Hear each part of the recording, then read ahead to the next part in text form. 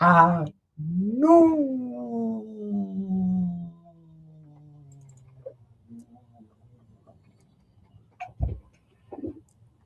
This is Mario. Beloved, allow me that distinct privilege of expressing my gratitude from the deepest part of my heart and soul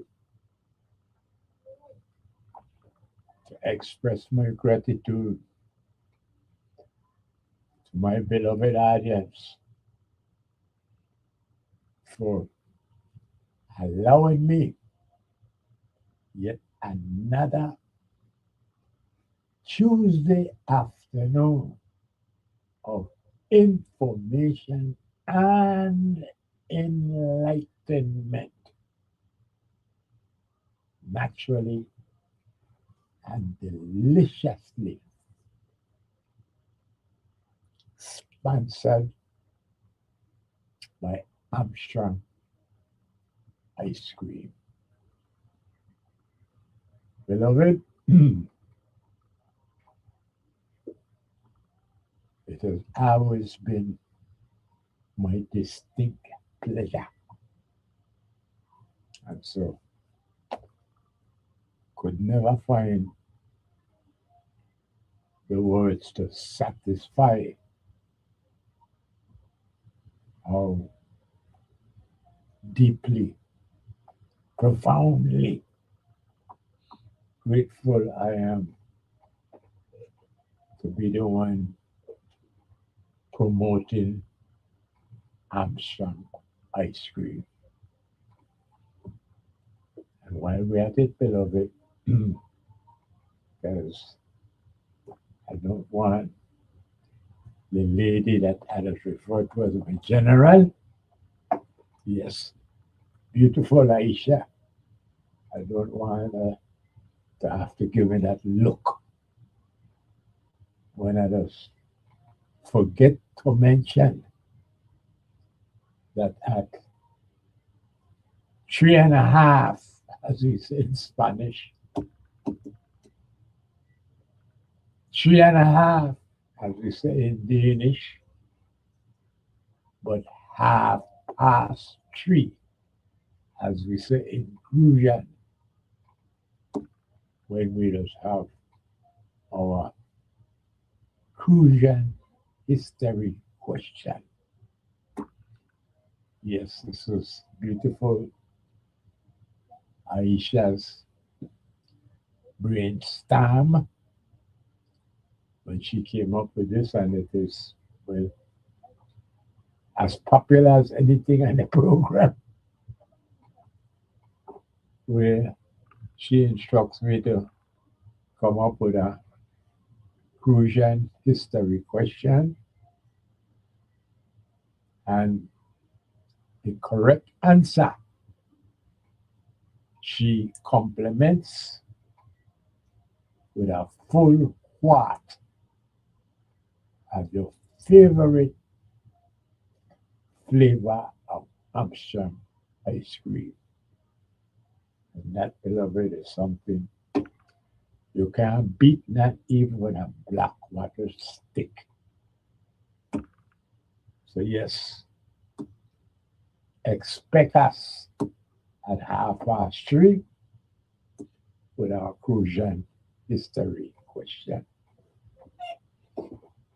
But, beloved,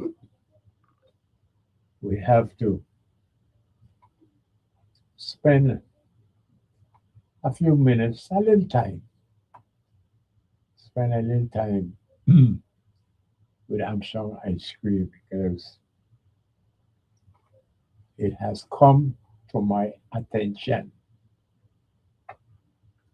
You say nothing that I was to announce or anything like that, but I'm announcing it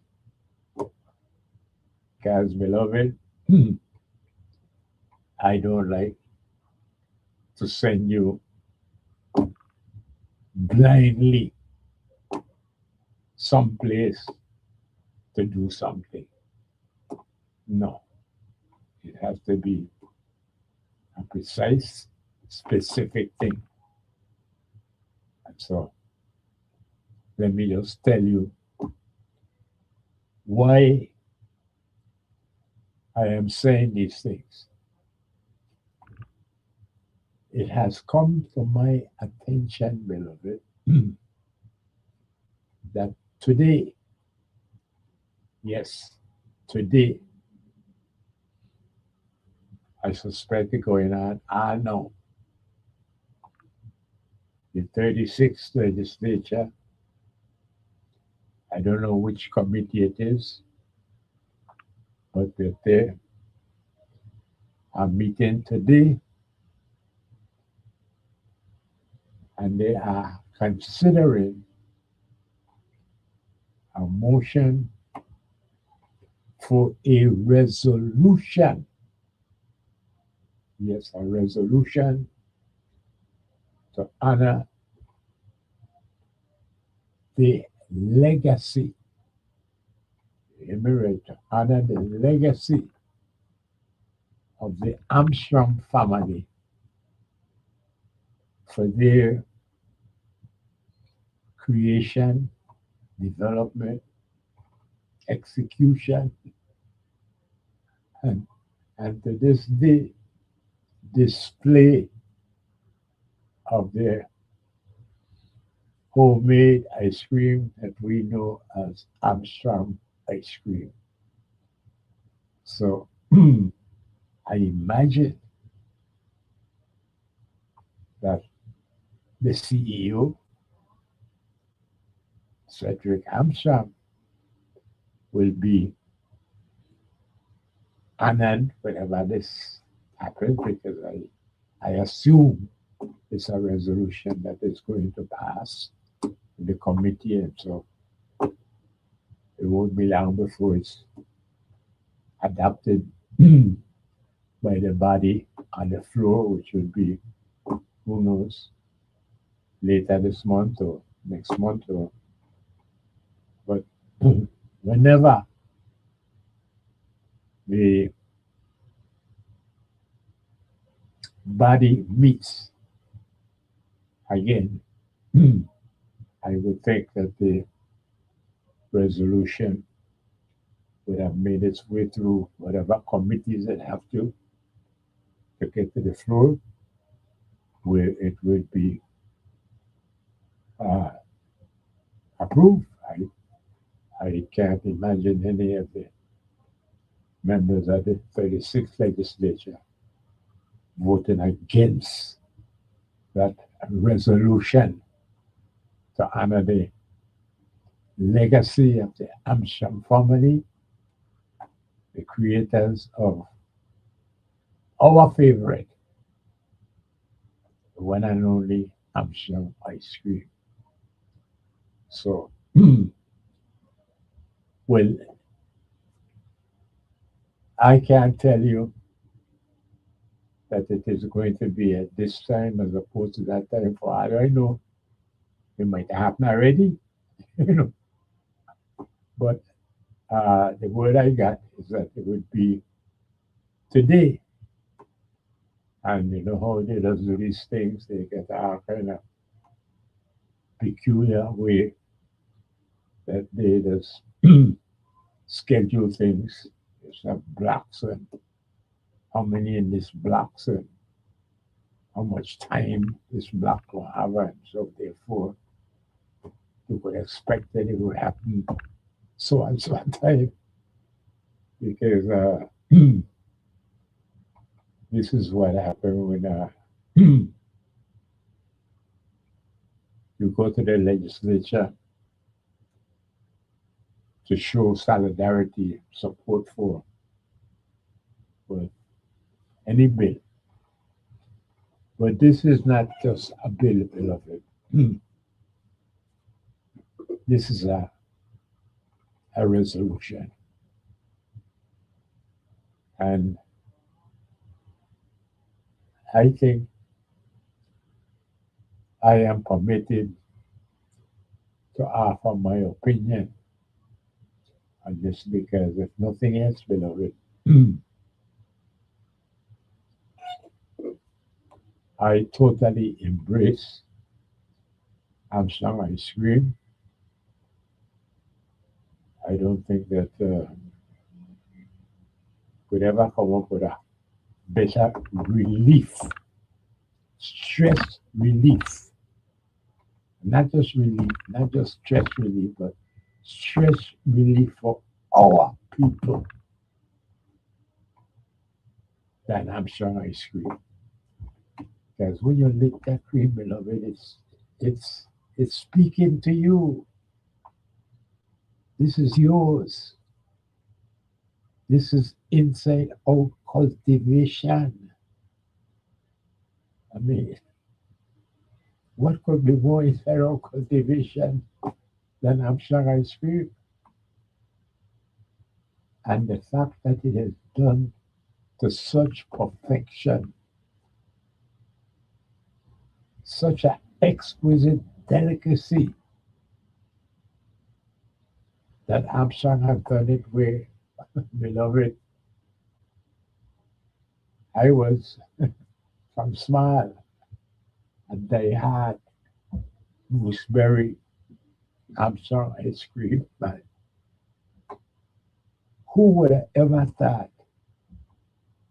that a flavor called lemongrass, that's what I'm talking about here, lemongrass, would have challenged my taste buds, my sensitivities, so that I have a conflict within my taste buds as to whether I want gooseberry or lemongrass. Love it. I mean, what to tell you? This is what makes it such an effective stress relief. It's about us. And that's why, beloved, I want you to abide with me, ride with me as I express my opinions, Lord. And again, I don't know any more details about this that I'm sharing, but then again, what more details it could be is a resolution to another Armstrong family, Armstrong ice cream, and to pay tribute to the legacy of Armstrong ice cream and the family that is responsible for this one of a kind stress relief we call Armstrong ice cream. Well, beloved, like I said, it's a matter of opinion.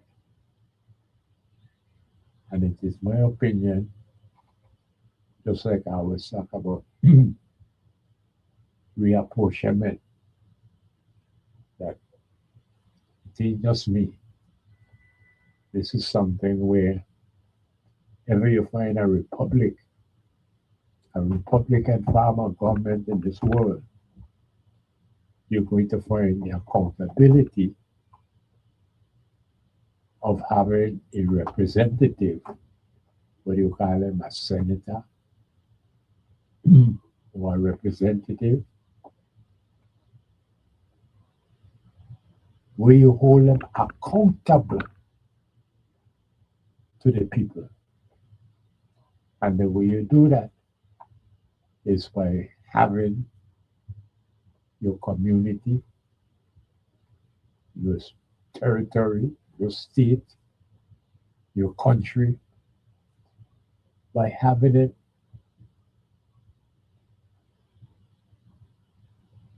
broken down into districts.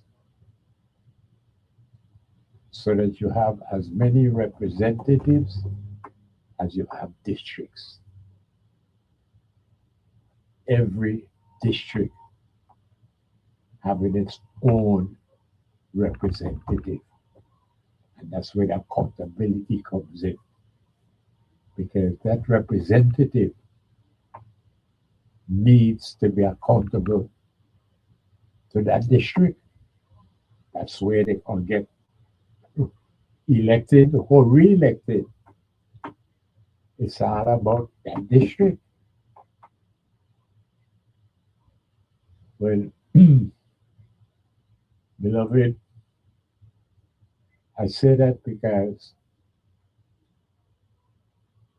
it is my understanding that it is Senator Kenny Griffith, Kenny Gittins, I say Griffith, Senator Kenny Gittins, who is the prime sponsor for this resolution. And I think that we all know that Senator Gittins is out of Frederick State. Now, Frederick State is not a district. Matter of fact, that's one of my big issues that we have 7 district senators in St. Croix, 7 of them. But St. Croix is only one district. So all 7 represent this one district.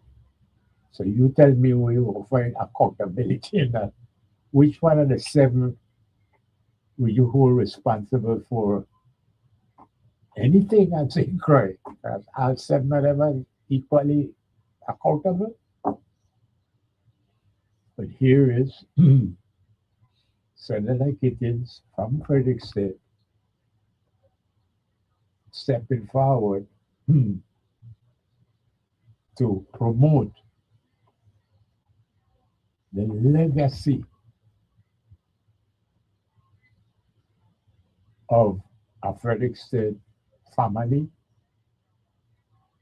and a Frederick State business.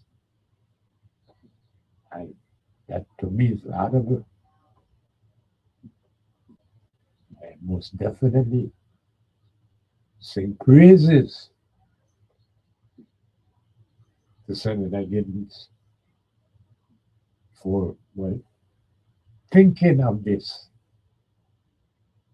and coming up most appropriately in this election year to move forward with a resolution for something that, I know everybody in St. Croix would approve of, for sure. But here's the thing, beloved. Here's the thing. Senator Franklin Johnson, as we know, Senator Frankie Johnson, is also from Frederick State. But like I said, we don't have no accountability, and they refuse to reapportion it, even though the Constitution of the United States, not Mario, the Constitution of the United States says there should be no more than 1 representative per district. That's right there in the Constitution, Article 1. But they pretend, act like they don't know anything about it, that doesn't exist. And somehow, no member of the legislature has ever known that only the Virgin Islands legislature has this kind of structure. Wherever you go in the world, for the Republic, there is no more than one representative per district. Go to our east, you find the British Virgin Islands, the BVI. Beloved, one representative per district. Go to our west, Puerto Rico, a sister of an incorporation with the United States of America. And again, one representative per district. And this is how it is worldwide, wherever you go in the world. As you find Republican government, you're going to find that no more than one representative per district. You've got to be accountable. Go straight, because I got a call. Good afternoon. Good afternoon. Thank you for your call. Thank you for your call and welcome. Thank you for taking me. I have my mom that lives in Trailer Park. She lives at the end, and there is a ravine. And for years, she's been complaining to the governor and the senators. She called many times.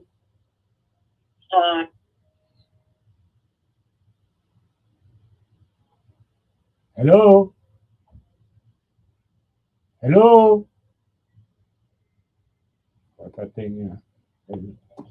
Beloved, I imagine this is telephone company or something. I don't know.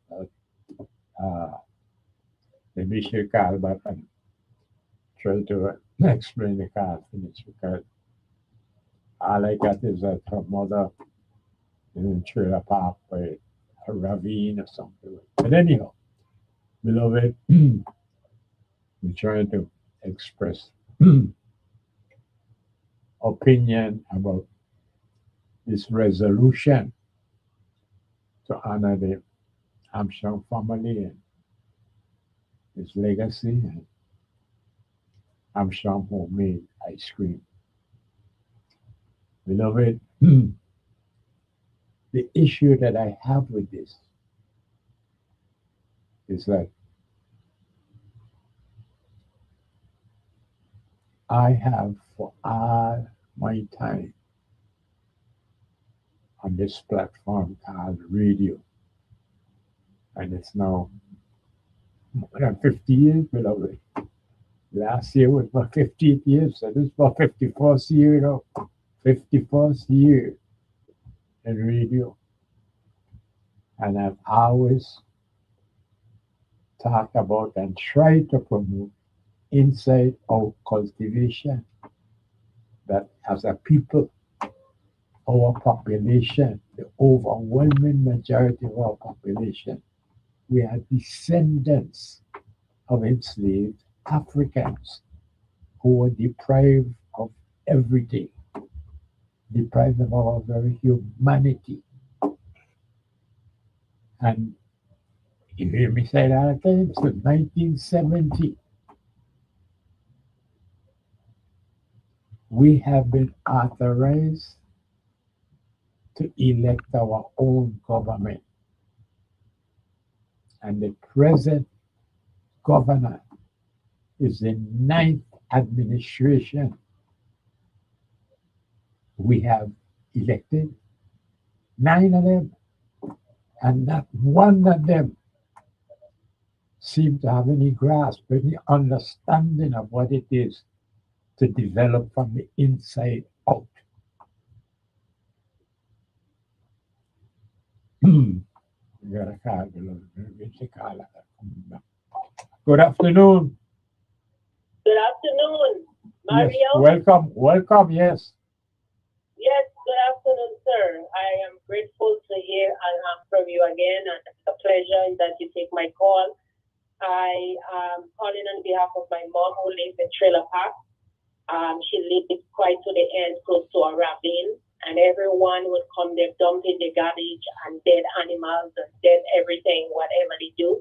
and it's leaving a stench, and assume that affecting her. She's elderly. I have made many attempts to call the governor and the senators and even public works in all aspects. Once they came there in the past, but they never returned to solve the issue, putting signs that says no dumping or clean it up. They dump the garbage in the road leading up to the ravine. And this is an issue that I don't know how and who will hear this message and come to the aid of my mother in Trailer Park. She lives at 446 in Trailer Park. So I'm calling you, Show Mario, for your help. I know that you have been a very pioneer in the U.S. Virgin Islands and caring for the need of the people. So I'm asking that you will help me in taking this message out that whoever is in charge is government property that is close by my mother. She lives at the end. So the government needs to come and deal with this issue. Well, my first thought is to ask you if you know any of our 7 senators here in St. Croix. Yes, I know a few of them. I know a few of them, like, well, who would you say you're most familiar with the 7 senators here in St. Croix? I know PLA because my children went to the school where he was teaching. I know But you are familiar with him and the senator knows you? Well, if he sees me, he will know who I am as a parent. Well, that's what I'm trying to find out. Do you know of any senators, that would know who you are? Yes, Gittins. Gittins. Well, all right. The other one was gas station. What's his name again? Right. He owns some gas stations. He was a police. He was a policeman. He's retired. Senator. They know me personally. Senator Francis. Huh? Well, choose one of them. We're talking about Sir Francis. Senator Francis. Novel Francis, yes. You say yes. So Francis, you spoke of Kenny Gittins, and you spoke of Vele. Choose one. Choose one of them. Which one would you choose out of those 3? I would choose Francis. Francis. Well, here is my recommendation to you. You make sure you find him, whether you have to go to his business, his office, whatever, so that you could talk to him face to face. You understand what I'm saying? Face to face, not on the phone, not no email, but a face to face. Yeah. And you tell him the problem that your mother is having. You don't get any results. Come right back, just like you're doing here now, and tell us what happened between you and Senator Francis. And we'll keep it public, putting the pressure on him. That's right. You're right. That is very true. Well, this is what the first thought come to me as you explain your situation with your mom. So I'm saying, well, like, okay, let's go and find Senator Francis. Speak to him face to face. Yeah. All right. And then, then you don't get the results that you're looking for. You come back and you tell us about it just like you're talking to us now. And and everybody would know because he's a politician just like the rest of them, and he's supposed to be solving us. So that's what I suggest to you. Yes, you're right. You're okay, well, good. All right. So then all you need to do now is plan how you're going to get this face to face with him, and then when you get through that, if it is not satisfactory, you come back and let us know. Yes, we put the pressure on him. Okay? Yes. All the best to you, my dear, to you, and the best to your mother. And I hope that all works out well. All it takes is for you to get the courage to go and find Senator Noel Francis and speak to him about the situation with your mom. Yes, thank you. I have the courage. I will go. Thank you. Good and thing. If anything, I'll back to the radio station and let you know. All the best. All the best. Yes, thank you. All the best. Bye-bye. Bye-bye. And beloved, we got more to talk about ice cream. So lick your cream, because Armstrong ice cream is just so good for your soul.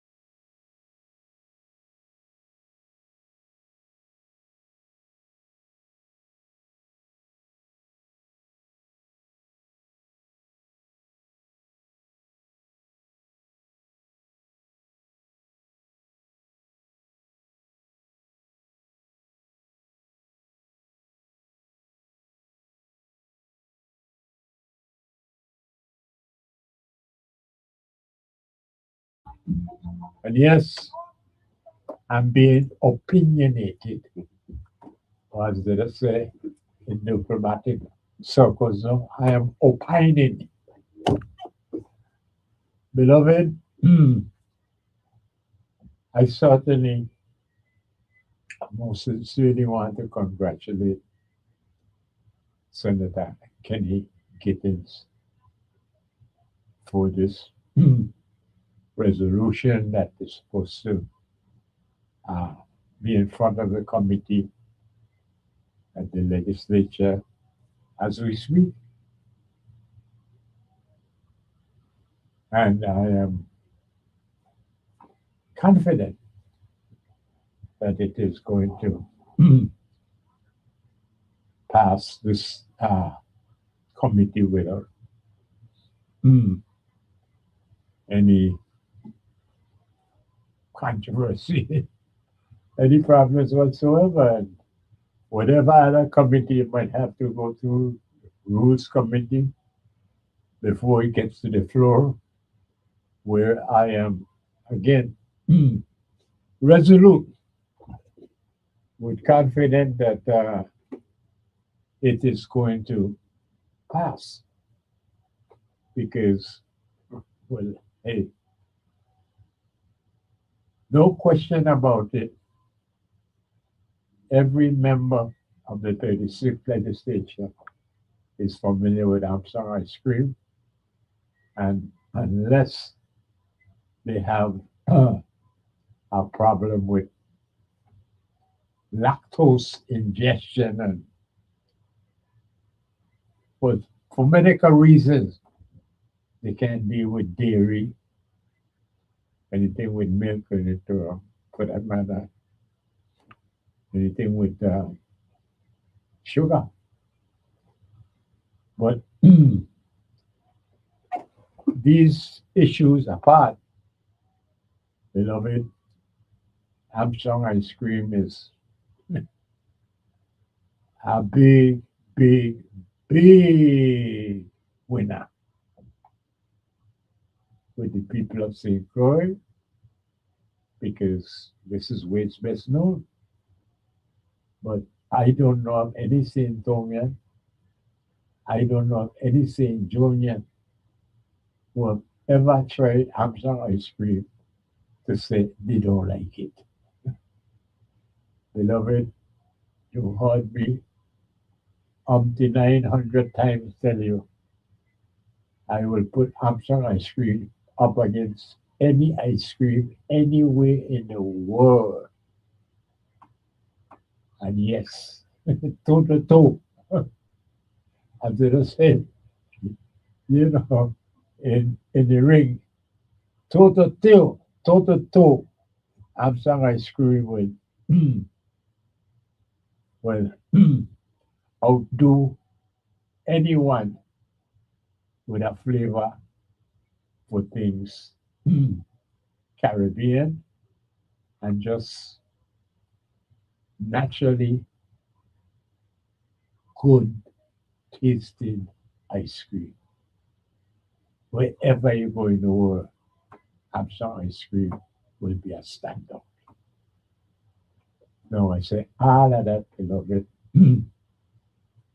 because what I want to opine at and to make my opinion as clear as possible is that Senator Gittins, I applaud you. And I really think that this is overdue. But give it a little thought, Senator Gittins. Give it a little thought. And then frame it in a panorama of inside out cultivation. And then ask yourself, Senator Gittins,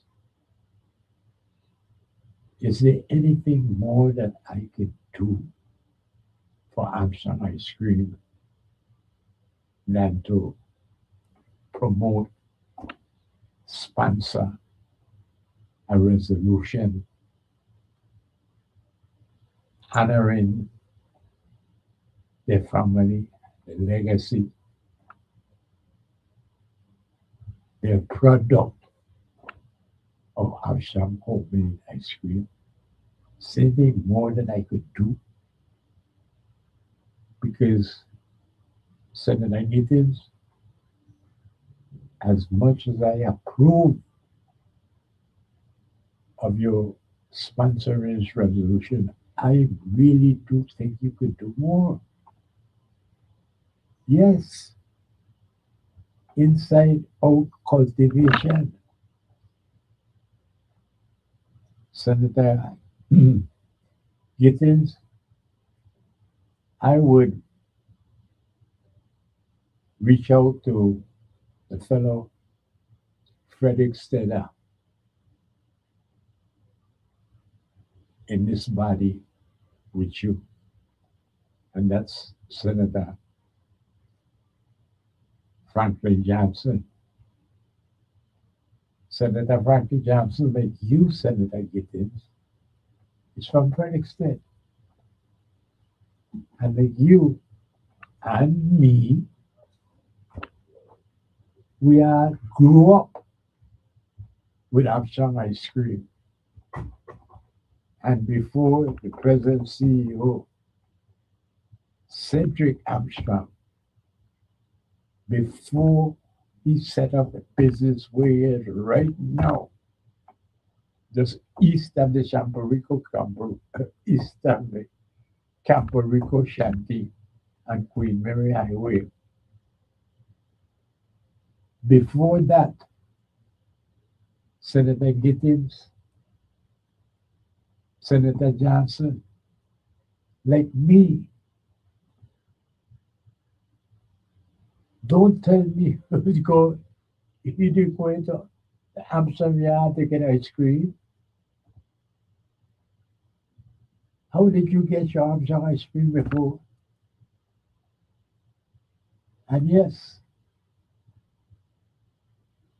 don't tell me that Amsterdam ice cream doesn't deserve more than a plaque honoring their accomplishment. Yes, of course, they deserve that, of course. But Lord Harry the Judge, beloved, inside out cultivation. I mean, don't let me have to get to pontificate like a preacher and a Sunday morning pulpit. Beloved, you know very well that we are almost 100% dependent on the outside for our survival. That is why inside out cultivation is such, or should be such a big thing. So people like you, Senator Gittins and Senator Johnson, we don't produce anything. And everything we consume, beloved, therefore comes from outside. Beloved, they might say it's 90 something percent of what we consume comes from the outside, but I dare to say it's 100%. What do we eat and drink that don't come from the outside? Beloved, I have lived long enough to say that even the very water that we drink, yeah, even the very water that we drink, we buy in bottle that is shipped from wherever here for us to buy and drink out of the bottle. Dollar bottle of water. Beloved, inside out cultivation should be the mantra that lawmakers like yourself live by. We need to have production from the inside out. You've heard me talk about starting simple, like things like, can't we just try to become self-sufficient in eggs? Almost everybody use eggs, but like everything else, we import the eggs that we use. Can we become self-sufficient in just eggs, just producing eggs? And again, nobody took me up on that. And so inside out cultivation is more slang than a mantra of real developments. And that's what I want to share today.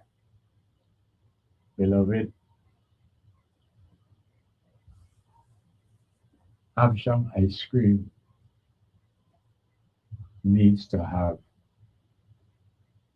lawmakers like Senator Gittins is offering this resolution, and Senator Johnson, who, because he's a Frederick Stater, knows what I'm talking about when I lift up Amsham ice cream. Beloved, just those two senators, Senator Gittins and Senator Johnson, just those two senators, couldn't they have their staff? I mean, they just hire a lot of people and professional people and all these kind of things. Couldn't they just have a sit down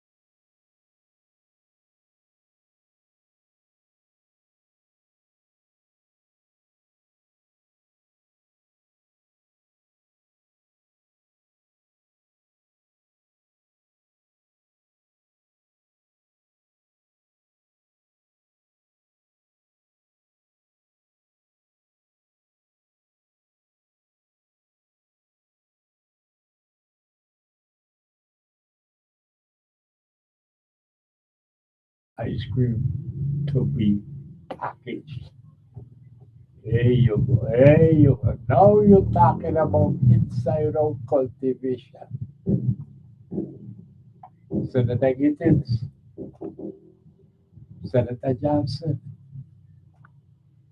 again, to Senator Gittins and this proposal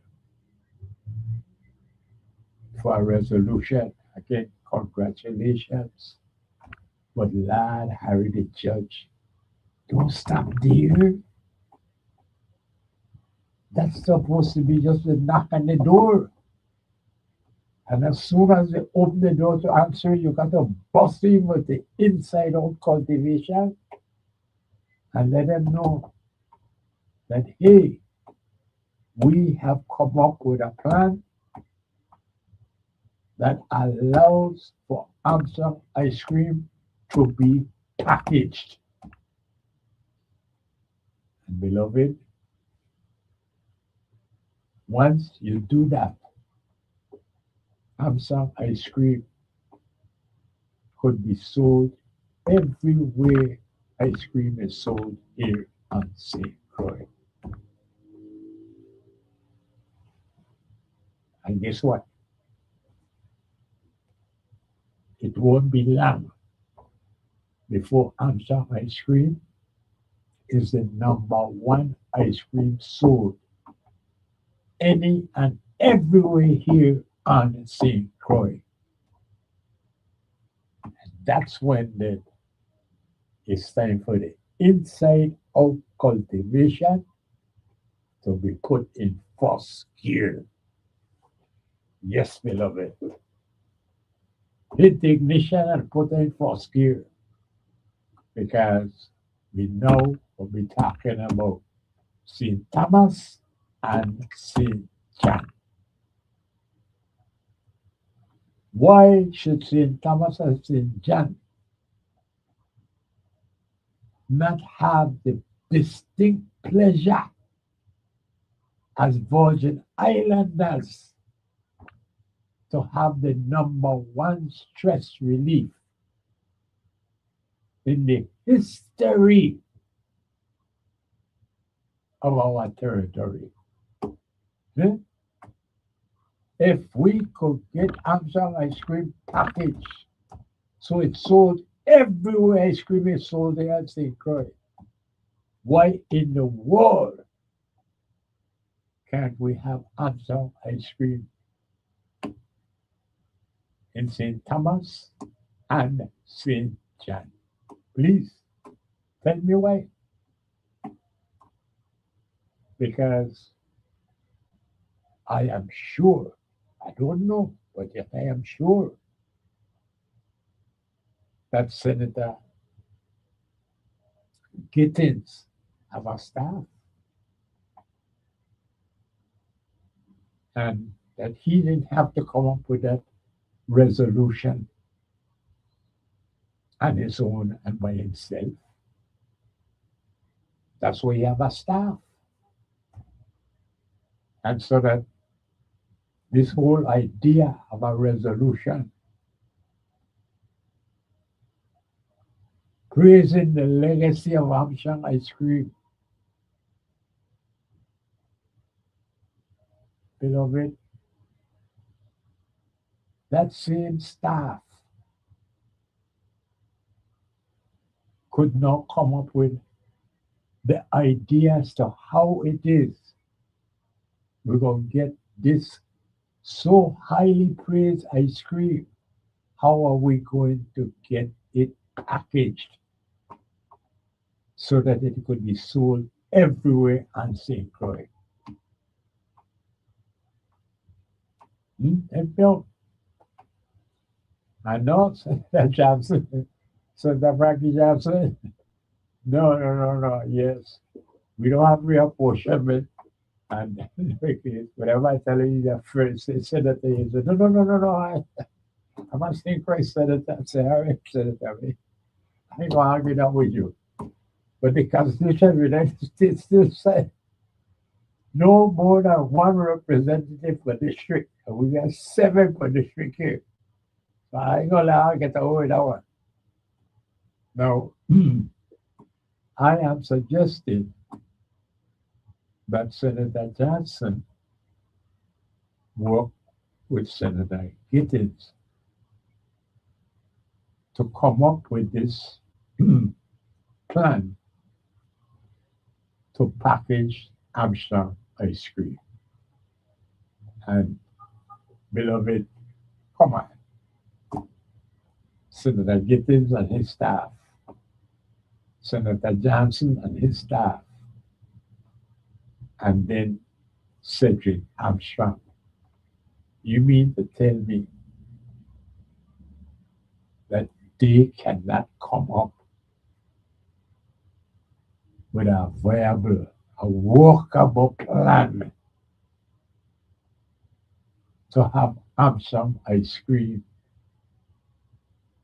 packaged so it can be sold everywhere ice cream is sold, you think, right? Come on. Again, don't tell me that Senator Gittins and his staff, and Senator Johnson and his staff don't have the capacity to do whatever research is necessary to present to the CEO, Mr. Cedric Armstrong. Because after all, it ain't like he's asking for a resolution, much less asking for this inside out cultivation. Like I said from the start, this is my opinion. And this is my mantra of inside out cultivation that got triggered when I got the word that Senator Gittins is today. Might have happened already, could be happening as we speak. But is today in the legislature introducing what would be a resolution to praise the Armstrong family's legacy and Armstrong ice cream as a product. And me, minute I hear that, it trigger my mantra, inside out cultivation, beloved, and Senator Gittins, I think you give it some path, you'll agree with me that yes, a resolution is a very good thing. And Armstrong ice cream, Armstrong family, the legacy is deserving of this kind of praise, this kind of tribute. I think we all agree with that. You know, nobody quarreling with that. Nobody disagreeing with you there. But Lord Harry the Judge, why can't you see that this could just be the knocking on the door, just the opening card for inside out cultivation? Beloved, what do we produce in the Virgin Islands? Not just St. Croix, the Virgin Islands, what do we produce? We're a tourist destination. That's our identity. That's who we be. A tourist destination. Beloved, I am not a psychologist. All I know about psychiatry is what I just read, because as you know, I like to read. But even though I couldn't prove it, I would argue that there is a connection between the absolute ignorance, the absolute deletion, the absolute omission of any kind of identity, any kind of marginalized history. Beloved, I don't need to study psychology or psychiatry to make that connection. That the violence in our society, the lack of empathy, sympathy amongst us, the violence, the cruel violence and hatred, dislike amongst us. Beloved, all that come directly from chattel enslavement. That's the purpose of chattel enslavement, to dehumanize. And we have been dehumanized. And so, beloved, whereas almost any place you find on earth, the people are proud to identify with their native land.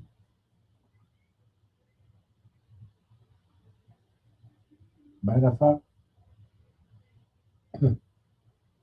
we here in the Virgin Islands are probably one of the few people on this planet who don't have any identity. We don't even know what an unincorporated territory is, what it means. They don't teach it in school. We don't know.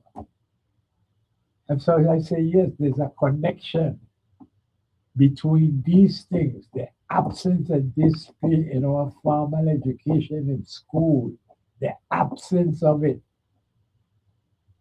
to give us a groundation and an identity that produces the chaotic lack of identity that is violence against your own kind. Because you don't like looking in the mirror. Our colonizers have already inculcated in our consciousness that we are an inferior people. And here we are now, since 1970, electing our own government. And there's not one single thing we could point to and say, see, that's an example of inside out cultivation. Beloved, not a single thing that we could point to. And here comes Senator Gittins, wisely and appropriately praising the Armstrong family, praising Armstrong Ice Cream and the legacy that it stands for. And beloved, I applaud it, but not without saying that he, Senator Gittins, that's just a knock on the door. That is just turning on the ignition in the vehicle. You got to put it in first gear and let inside out cultivation get underway. And yes, Carl and your fellow Frederick Stedder lawmaker, Senator Johnson, your staff, his staff, y'all should be able to come up with some inside out cultivation that allows for a program that will cause Armstrong ice cream to be appropriately, properly, and beautifully packaged so it could be sold any and everywhere ice cream is sold here at St. Croix. That is the first year. Beloved, of course, that will drive big truck and tractor trailer, put in your clutch. Yes, jam your left foot in the clutch and put the gear in neutral, double clutch, and drop it into first gear, beloved. Because we then will be talking about it going to St. Thomas and St. John. Help me out. You tell me why this should not be our first entry into inside out cultivation. Because, beloved, it's nothing to be proud of. When you took a real hard look at our condition, where despite what numbers might say, we all know that everything we consume, everything we eat, everything we drink comes from the outside. We don't produce anything. And beloved, we have experienced it with natural disasters. We've had severe enough natural disasters in the form of hurricane to get the experience of what it is to not have inside out cultivation. Because, beloved, I've been here right there with you when you got situation where people tell you, you want a bag of ice? $10. $10 for a bag of ice. Now that's extreme. But that is just to make the point that, beloved, we have had natural disasters here that cause us to, well, cause us to be a little more extreme than we would want to be. And that could only happen, beloved, because we allow ourselves to be totally, completely, 100% dependent on the outside. We don't produce anything. Inside out cultivation is just a mantra. It sounds good.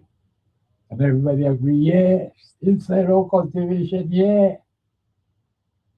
Well, beloved, here is an opportunity. Inside out cultivation with Armstrong ice cream. And I, for one, would like to hear from Senator Kenny Gittins as to why not? Why not have this resolution as just the first step. Hmm? Why not? Help me out. You tell me. Hmm. Good afternoon. Good afternoon, Mario. Welcome. Thank you for your call. Okay. I'm on the air already? You're on the air. Oh, good. Okay. Good afternoon, everybody listening, audience. Um, Mario, I in discussion regarding this bill they're trying to pass and the fear our people holding in the hearts of losing jobs. That's the first thing the senators try to come with. Oh, we're going to lose jobs, so we want to create jobs. And quite to the contrary, if they have to move that distillery, they're going to be creating temporary jobs and permanent jobs because now they have to dismantle it. They have to buy property in the zones that allow it and set up for it, that jobs right there, and then move it. And then they're going to have to hire at least truck drivers or drivers for the tours to transport people and the cane juice to and from the cane field to the distillery. That makes sense, right? Of course. That's jobs created right there, and no jobs will be lost. Not one. Not one. And that would be our cry, like afraid about this job issue. And one of our fears, Maria, I know you're familiar with Frantz Fanon, right? Yes, of course. The African colonists, well, not African, actually, it was Caribbean. Yeah, Caribbean.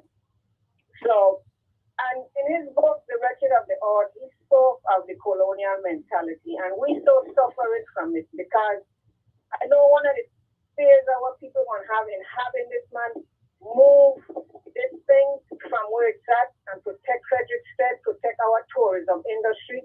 One of the fears, Mario, gonna be, oh, it's going to cost me so much money. And that's one of the mentalities Frantz Fanon spoke about, that we have gone so far in our brainwashing that we actually try to protect the interests of the oppressed. We try to protect the interests of the oppressed, and we don't have to learn to see that the damage he's doing down there, worth him spending that money to move that distillery from there. People have this bill passed, that distillery stays there, and then the next thing they're going to talk is mitigation and treatment of the vinasse, the waste that's being discharged there in the land and in the ocean. And he's already proven himself not wanting to comply with the law, not wanting to follow the regulations. So, and DPNR is not monitoring him, has not, and will not. The commissioner is protecting him. If you heard the commissioner on the radio the other day, he is protecting him. And the bill is coming up to be heard February 19th. And guess who's testifying for that bill? The commissioner of DPNR, JP Oriol. That seems like a conflict of interest to me. Doesn't seem like it is. I love when you do that. He is a regulator, and he's testifying for a bill that would allow a person that is, wantonly disrespecting our environment. And not only environment, the laws, the consumer laws, operating without any license. To this day, he has no license other than a commercial farming license. And Mario, I want to drive it home today. Having Robert Axel, who called our zone in last stupid. You heard him Saturday morning on another show, call our zone in last stupid and try to play the race card that because he don't look like us and he don't talk like us, we might be against him. This is not about you, Robert Axel. This is about environment. So I ask people to come out to the town hall meeting on February 16th at 6 o'clock at Rotary West. And I need your support to come out to hear them in that hearing on February 19th at 10 o'clock at the Legislature Hall. Come and express your concerns. Come and ask your questions. We could answer them. We come in here with facts. Not hearsay, not opinion. Facts.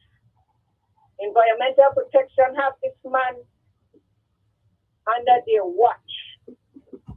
And that's not local, that's the Environmental Protection Agency, who is wondering how can this man get this, that, and that permit when he's not licensed to do business there. And it's not licensed Apple. You cannot get a license for what he's doing there in agricultural zone. This bill would allow him to. Let's stop it, people. Let's stop it. And thanks for listening. Mario, if you have questions for me, ask me now because I'm hungry and I'm going to eat. No, dear, I am just wanting to let you know that this platform is available to you. As long as I'm on the A, you know, the door is open for you. And again, I'm 100% with you. And again, I certainly hope that the message is getting through to my beloved audience, because so often, you know, we utter words, you know, we give rhetorical support, but then when it's time for action, you know, somebody was busy doing this, next body busy doing that, the other one just playing forget and so forth and so on. So I applaud you and I urge you to keep at it. Keep at it. Mario, I appreciate you saying that, you know, and so many people here want to support and afraid to support this cause because they're afraid they lose this, they're afraid they lose that, the job, the funding, the grant money, you know, but I am hoping that the retirees who are not dependent on such things to come out, especially you all have the time, they can't take for your pension. You know, they can't do you nothing. Come out and support this cause. You know, we want to retire here comfortably, and this ain't gonna be comfortable. And then I'd like to say to Mario, as a recommendation to this bill, they could simply do some amendment to the law. If y'all want the farmhouse and all the events that you could go there and rent for and blah blah blah, and go ahead and drink the rum and step by from the bar, they could amend laws to allow that. I'm not suggesting and supporting 100%, oh, we want everything shut down. We want the distillery shut down and moved. The distilleries were poisoning us and our environment because they're spraying chemicals. They said they're not spraying. We have pictures of them spraying. And you are going there and drinking the rum, and don't let it fool you about spirit or liqueur. Anytime you distill sugar cane, it is rum. Anytime you distill sugar cane, it produces a waste called vinasse.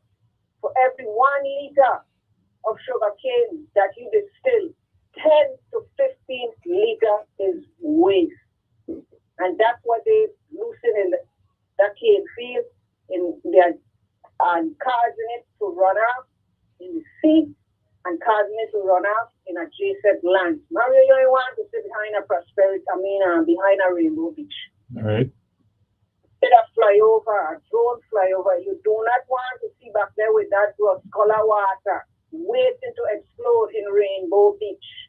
Well, and the can't continue. Huh? No, I'm just saying, well, make sure you have it ready to display to everybody, because that hopefully will impact our fellow Cruisians to act. Yes, for sure. We got the pictures. They're gonna be seen. Trust me. I can't wait. Because, you know, people saying, oh, we don't want development, and this thing on stop no development. already. The other micro distilleries operating here. And even one of them I spoke to Mario tell me, man, that cane distillation is serious. Yeah. The waste that comes, not only the black mold that comes from aging the rum, but and the equipment itself. It's that white mold that affects when you're distilling cane juice. I hear you. I mean, I'm not against cane. I have something against distilling in the wrong places where we're supposed to be leaving for food, agricultural land, and no residential, Mario. God, man. And they don't think it's just for him. He have invited other distillers here promoting this land for that kind of use. So, again, I thank you, Mario, and appreciate so much. And if you ever want me to come on the air and sit in there with you so people could call in and ask me questions, I'm open to it. Well, again, it's on you. I mean, all right, we'll be talking because I was going to say tomorrow, but I'm on tomorrow, but I'm sitting in for my sister who she'll be returning in the next few days. But again, I think we should be able to arrange that. Well, I mean, I could, I don't know. I always call you back if you want me to call back when you're not on the air or whatever. Arrange it. I would love that. I will be in touch. I assure you, I will be in touch. Voila, that's my number. Okay? I will be in touch, I tell you. I will be in touch. Yeah. All right. Thank you, and thank you, listening audience. Keep on keeping on is all I'm saying to you all the time. Keep on keeping on. Thank you. I'm sure it ain't not stopping. I don't do the wheel unrolling. All right. Stay sharp. Stay sharp. All righty. Thank you. You too. Bye-bye. Good afternoon. Good afternoon. Pleasant good afternoon. And to you, welcome. Thank you for your call. Thank you. I was wondering, when you were talking about districts, how many districts you're proposing for St. Thomas and for St. Croix? 7? Well, again, wait. You're speaking to me, and so what you're going to get is my opinion.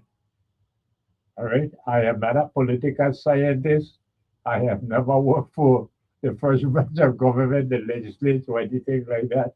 So I want to make sure that I give out all of these precautions before I answer your question. That this is my opinion. Okay? Okay. Good. I would love to see the first branch of government actually have checks and balance. And so that as when we first got the American style of Republican form of government in 1954, we got at-large and district senators. That was the first check and balance that somehow or the other we didn't grasp in the other way than how Attlee saw it as an advantage for him to have seen Thomas for the first time take political control of the Virgin Islands, because that's something that historically we just miss. It wasn't until the early 1960s, after 1962 election, that for the first time in our history of us being a unity, which happens when Denmark purchased St. Croix from the French. And so we became a unit, St. Thomas, St. John, and St. Croix. Good now. That was the first time that St. Thomas, 1954, actually was in charge of the political economy of the Virgin Islands. Previous to that, St. Croix ruled everything. The capital had moved to St. Thomas in 1871, just before the firework. But the point is that we had checks and balance, just like, like the federal system, you have the Senate and House, but somehow they are, like I said, we did not grasp this. So I would like to return to Republican form of government since we have now 15 senators. Again, no major disruption. Let us say, why not 9 of them be representative of the House of the federal system, and 6 of them being representative of the Senate and the federal system.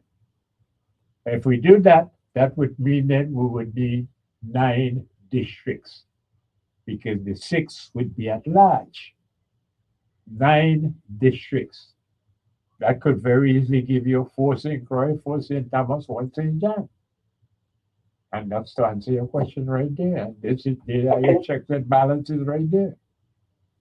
So you're saying right now we don't have a Republican form of government? Of course not. Any political scientists will tell you that. Yes, we do that. All right. And I noticed that in the revised Organic Act, it gives the senators the power to restructure the Senate. Is that an accurate statement? The revised Organic Act of 1954, it talks about the senators having that power. And that is what I was saying to you. Well, again, I just in the interest of time, I'm interrupted to say to you, no, I don't recall it that way. And again, I don't have anything in front of me other than my 86-year-old recollection. And that would put you to 1966. Is when the federal government gave, the legislature the power to restructure. And this is when we went from 11 to 15 senators. So not 54, but 1966. That's what I recall. Okay, well, according to the revised Organic Act of 1954. Right. I don't have it in front of me. This would be an amendment to the original. Yes, the amending one. I don't have it in front of me, but my understanding is the senators can restructure the Senate. Well, they did. Okay, well, so we don't have to argue about it because they did in 1966. This is when it went from 11 to 15, so we don't have to argue about that. So my point is this. We need our own constitution because the revised Organic Act of 1954 is a de facto constitution, and we don't have the power to amend it. The senators can't amend the revised Organic Act of 1954. However, in certain ways, but they do have the power to restructure. And I'm saying, even were to have an initiative and it placed on the ballot. But again, I only in the interest of time, I'm not interrupting you, but again, what is your purpose? Because my point is this: why we should have a constitution is because we can have initiative that would be valid and will be binding. They are not binding because. What are you suggesting that the 15-member structure with 14 districts and 1 at large is not binding? No, I am suggesting that if we, the people, since it's obvious the senators do not wish to change the structure. So if you want it to be an initiative driven by the people, like what happened with the reapportionment initiative, even though the majority of voters supported that measure, it did not meet the threshold based on the revised Organic Act. You need 50% plus 1 of the registered voters. Yes, so we are aware of that, but again, it's only in the interest of time that we needed to break for the top of the hour just to find out what is the purpose of Juve, because everything that My you're purpose saying is can we be could done. talk. Yes, my purpose is we could talk about it until kingdom come. If the senators don't want to restructure it, we, the people, don't have the power now unless we have a constitution that will make it binding. Yes, but you take it for granted that it's easier for us to have a constitution than it is for No, no, no. the It's easier for them, but they're not willing. when they are. So, that's all I'm They saying. are not willing. Well, They are not willing. They have the authority and they are not willing. All right. Well, So, what can I what tell you? option we have? We Again, need to have people supporting us getting a constitution for survival. yes. Well, And if we have a big challenge. Some people don't even want to vote. well, In any event, I well, hope again, people. and I'm saying, well, we talk some more. Call me Thank again, you. I'll call back. but yes, I need to Okay, take thank the you. break. Thank you so much. Okay. Thank you, beloved. Lick your cream, because after ice cream is just so good for your soul.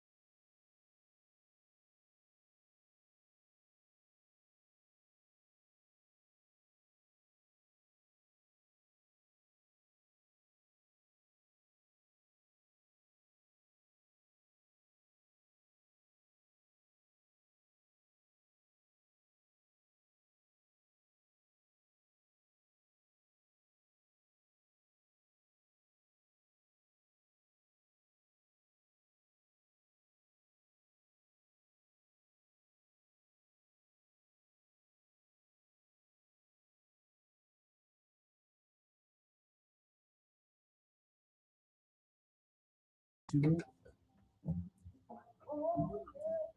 We're back, beloved. And we do have, well, Carla being very patient, and we love everyone who's patient. So let's go there. Let's go there and invite them in. Good afternoon to you. Welcome. Thanks for your patience. Good afternoon. Welcome. Yeah. So it knows that the first dispensary, I guess, for marijuana is supposed to happen in the fall. Oh, yeah? Okay. Yeah, just months before the governor leaves office. Okay. So after fall comes winter.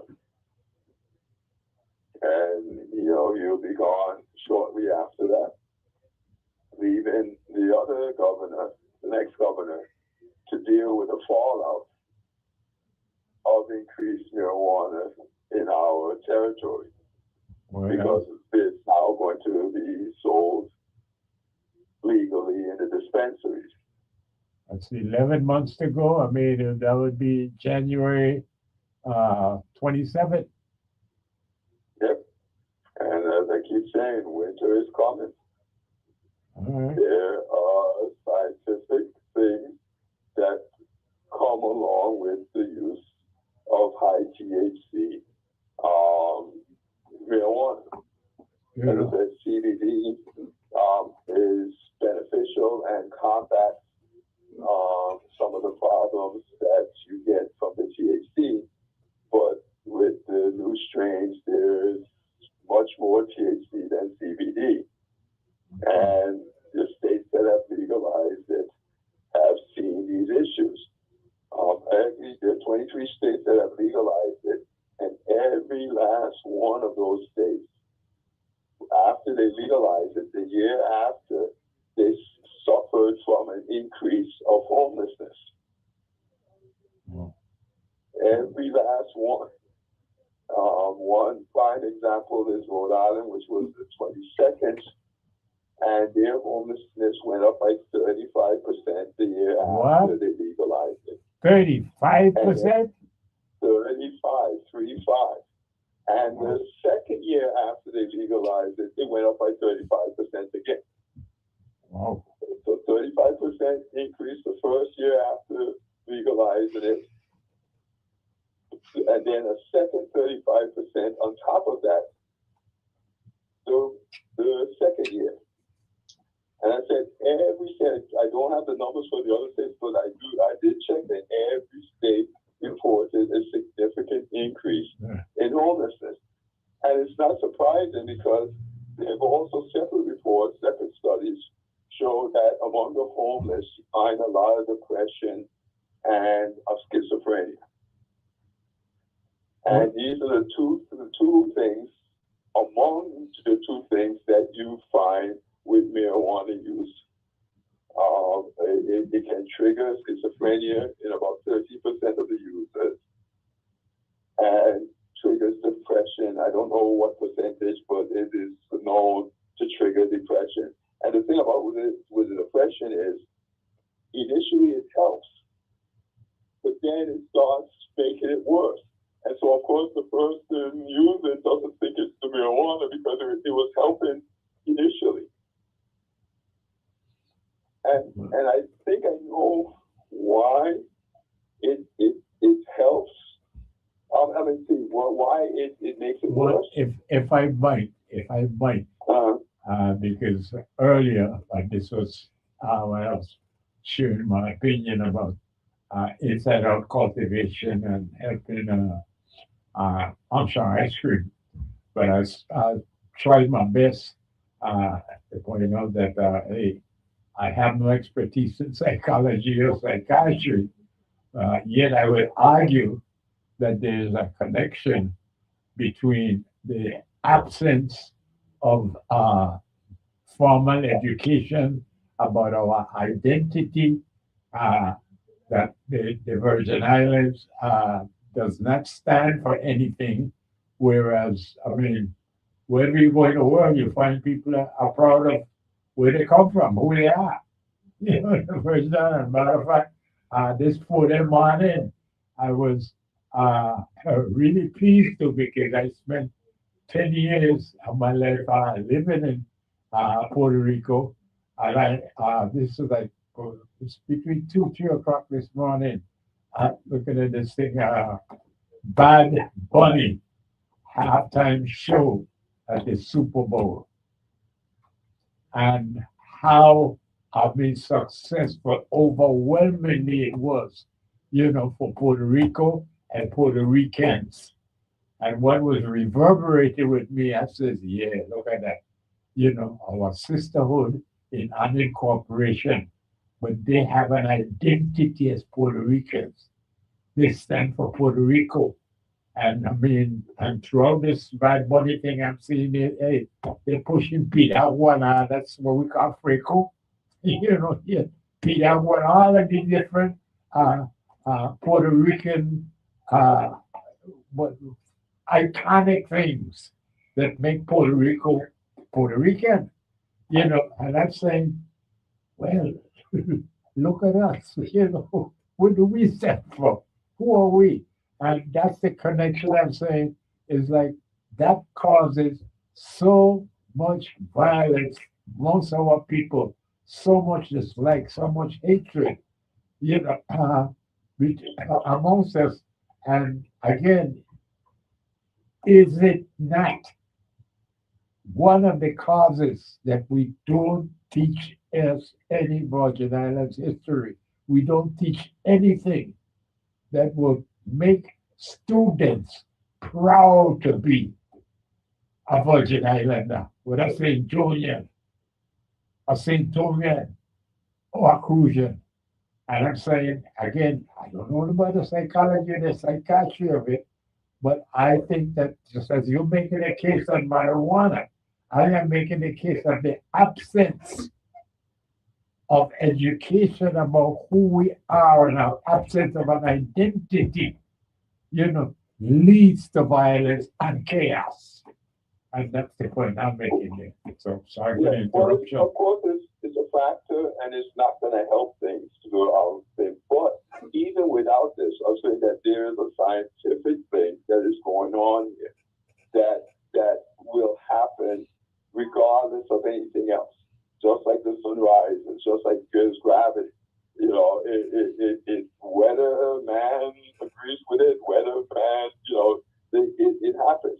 And one of the things they find is that there is an association with low levels of vitamin D, with schizophrenia, with depression, with a whole host of other things, both mental and physical.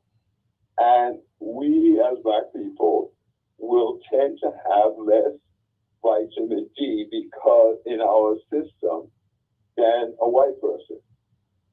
So what they find is the rates of depression and schizophrenia are higher in Black people than in Hispanic than white. So the schizophrenia, the Black people have it the most, Hispanic the next, and white the least. And it's because of the melanin. Black people have the most melanin, Hispanics have the second most, whites have the least. Melanin absorbs UV light from the sun, and it helps protect us from skin cancer, but it also reduces the amount of vitamin D that we have in our bloodstream. A lot of the vitamin D we have comes from the UVB light in the sun, changing the cholesterol in our skin into vitamin D. It's hard to consume the amount of vitamin D we need on a daily basis because there's not a thing like orange. Vitamin C, you could eat the orange and get 100% vitamin C. There's no food like that for vitamin D. You would have to really make a serious effort to eat enough stuff with vitamin D in it. Understand. And I'm not even sure. You'll pretty much be like grazing like a cow during the day to get your 100% vitamin D. I understand the point. But so most people people get their vitamin D from sunlight. But with black people, we need to be out in the sun a lot more than a white person does to get the daily amount.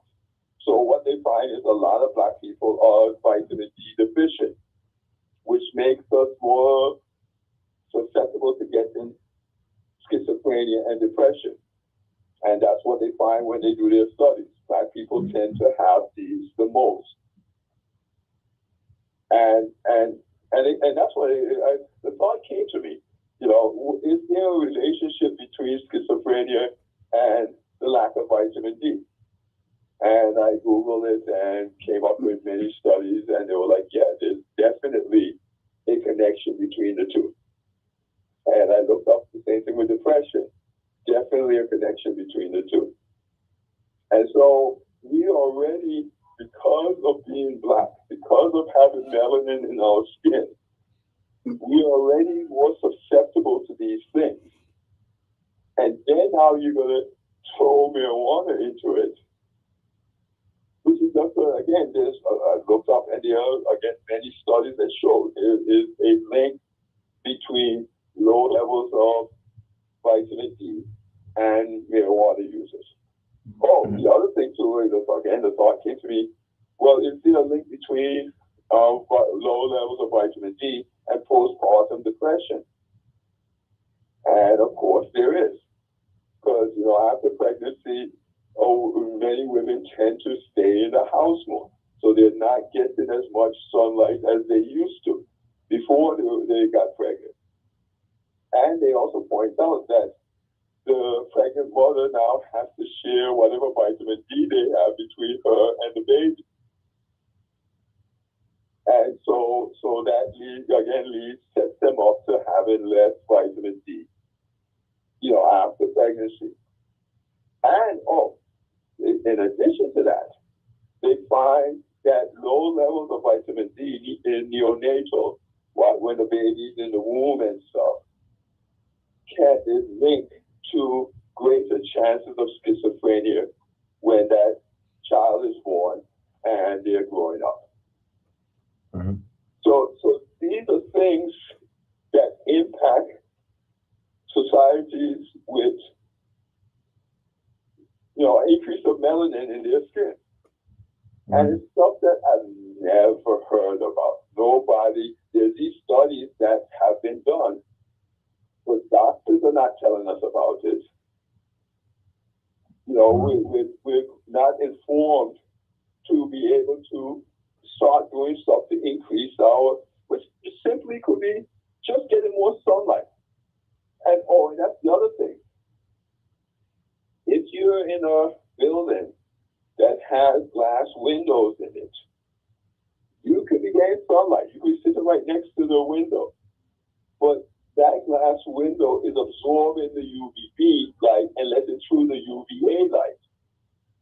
So you're feeling the sun on your skin, but you're not getting the UVB that is necessary to give you, you need, you know, if you have louvers type things and you have openings where there's not glass, then you might be getting some, if you're, you know, but. Well, you made the case. Because of the, sorry? No, I said, well, you certainly made the case. Again, that unfortunately, it won't be part of the debate between these gubernatorial candidates. But like you said, come 11 months from now, January 2027, it's going to be. Yeah, so we shall see, and I suppose we can have a conversation about this come 11 months from now.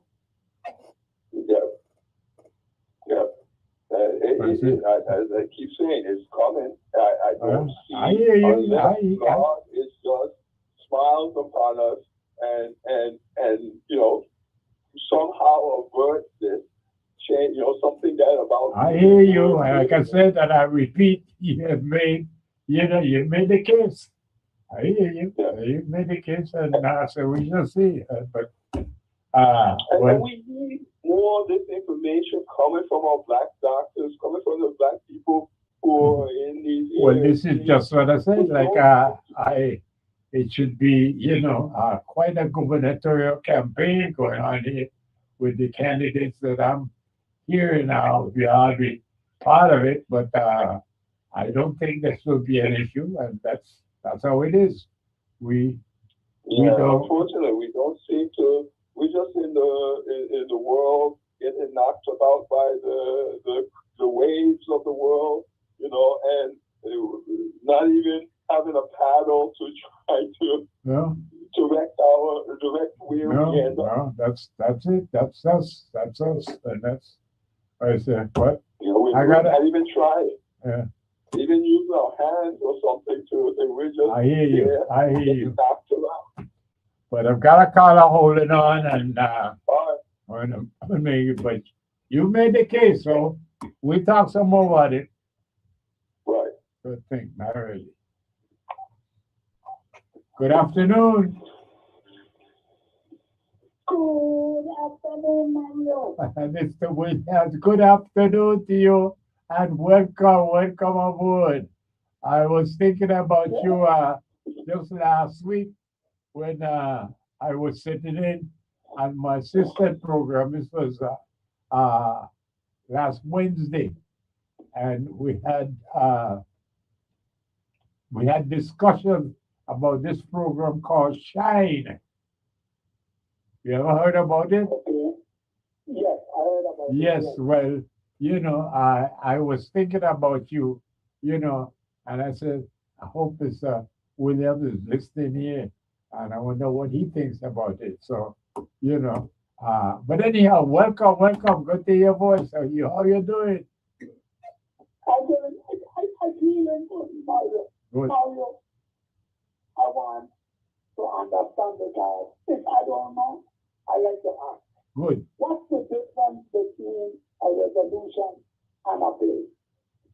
Okay. All right.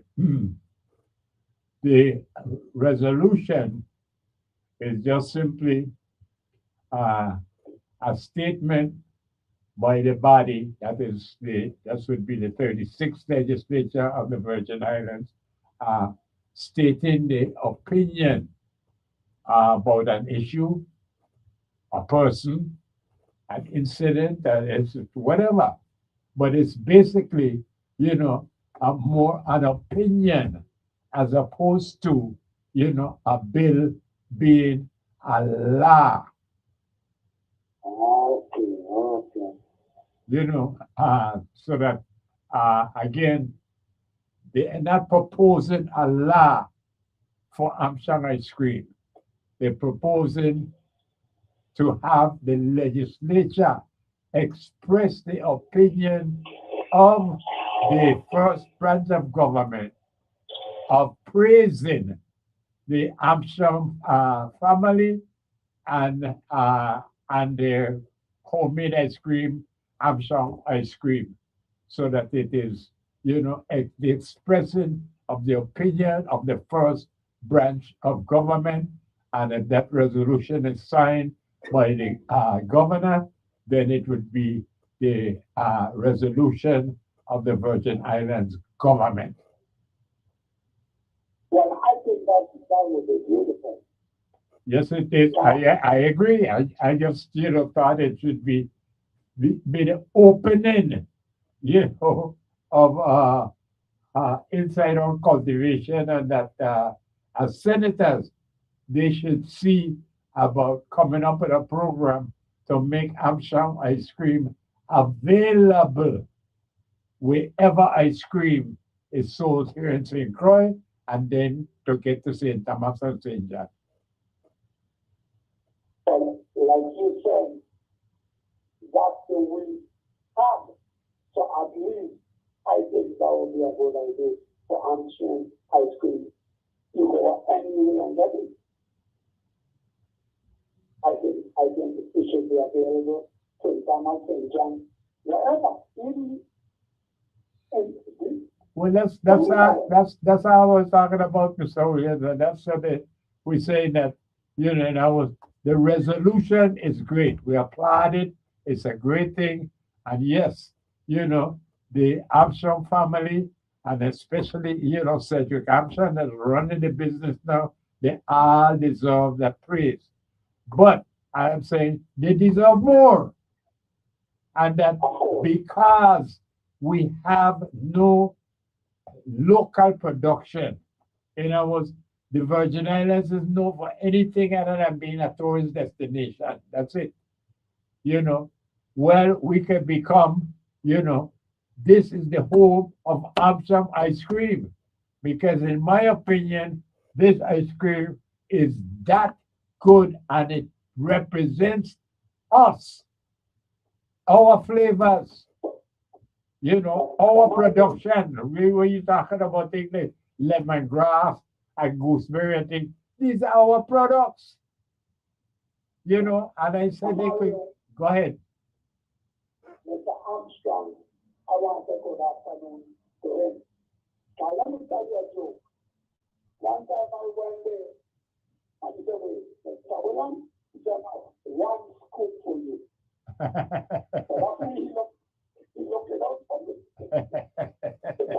Right. I asked him, but Yes, I yes. got that everything. Right, I right, put up around the guy. Like that people that would come around. right, right. Because we have to say, four scoop. You see what I'm saying? So it's good that people they try to look out for you because people that have an idea, and you put scoop in your hand. Yeah, But yeah, yeah. looking out for me, so I want to appreciate that. Yes, sir. Of course, And of course. Mario, like I said, I want to go back to him. But also, I want to let people know that the Tarleton book is every Tuesday, every second Wednesday of the month. So tomorrow will be the Tarleton book meeting. Mr. Mario, it's so wonderful that when you could surround yourself with positive people. Yeah, yes, That's an outlet. yes. Mario, you don't have to be blind. You can be a senior, you can have a disability. It Right. doesn't matter what disability you have. Right. But maybe if your eyes are kind of going and you can't read a printed book, Yeah, but you can listen to one. for But sure, Mario, for and sure. it's wonderful because we did discuss the book, the previous book that we had. Yeah, We have a discussion about the book. yeah, That's a good thing to interact with people probably in the same situation. Right? So I want to encourage somebody, if you want to join the book club, just call the library in town and ask for Nina Garcia because she is the woman in charge of the garden. what's the name again? What's the name? What? Nina Garcia. Nina Garcia. Yes. Got you, got She you. is the one. She's the one in charge of the garden. So Uh-huh. I want to challenge a new person to sign up, and you don't have to come tomorrow.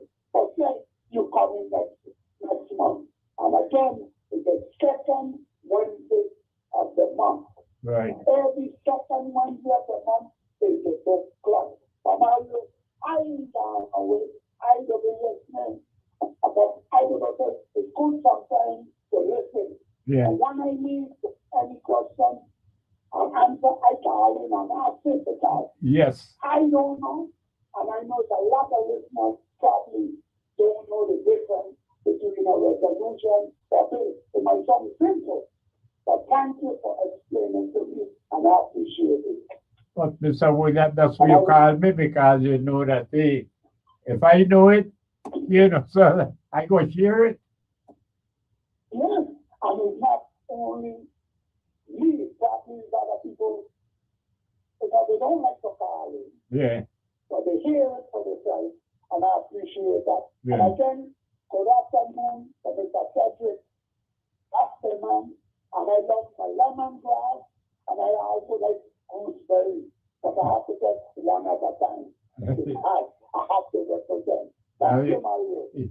Thank you, Mr. William. Take care of yourself, man. All right. Okay. Yes, beloved. There it is. Those are Mr. Williams chiming in there. But once again, beloved, we're talking about inside out cultivation.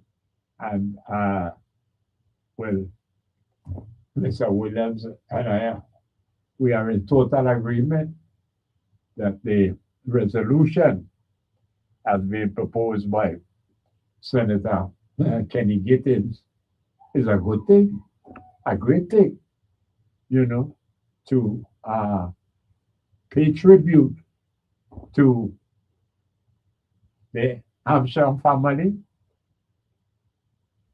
the legacy, and the CEO Cedric Hampshire, who runs the business today. It is indeed a good thing. And I applaud Senator Gittins for that.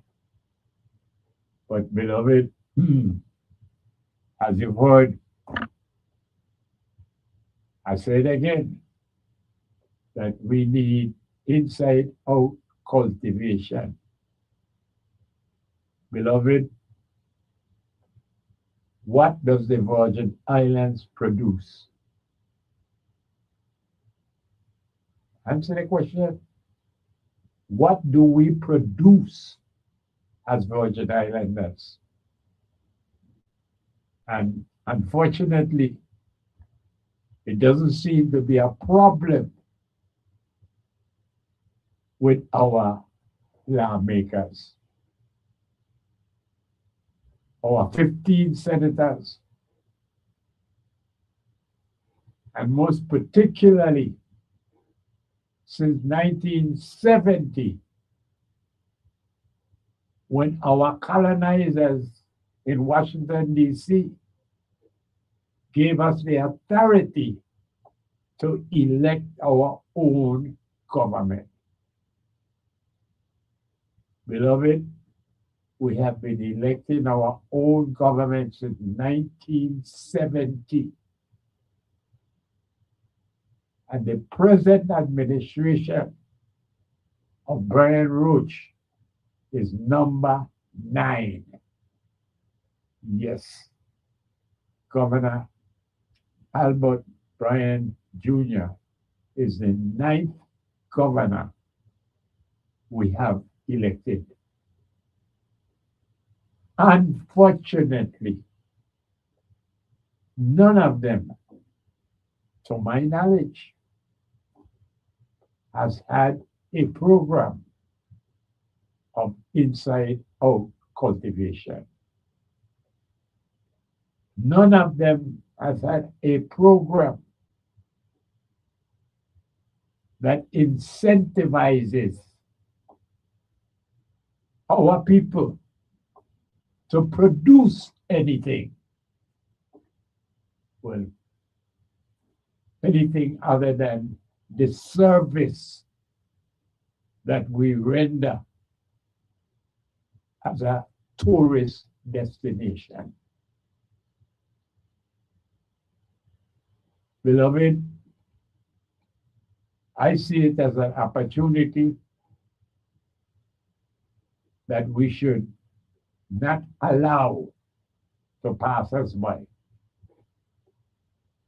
And so I am calling on Senator Kenny Gittins, who, to my understanding, is a sponsor of this resolution.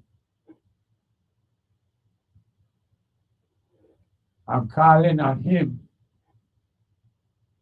to make this but the beginning of the implementation of an inside out cultivation. And therefore, I suggest that he use his staff and reach out to his fellow Frederick State lawmaker, Senator Franklin Johnson, to reach out to Senator Johnson and his staff so that together the two Frederick State senators and their staffs could come up with a plan how the government of the Virgin Islands can have Armstrong ice cream package its product and could therefore be sold wherever ice cream is sold on St. Croix.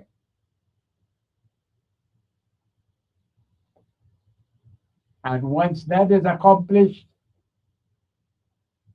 why not St. Thomas and St. John? If the ice cream can be packaged and sold at St. Croix, where ice cream is sold, why not St. Thomas and St. John? Beloved, all it requires is that program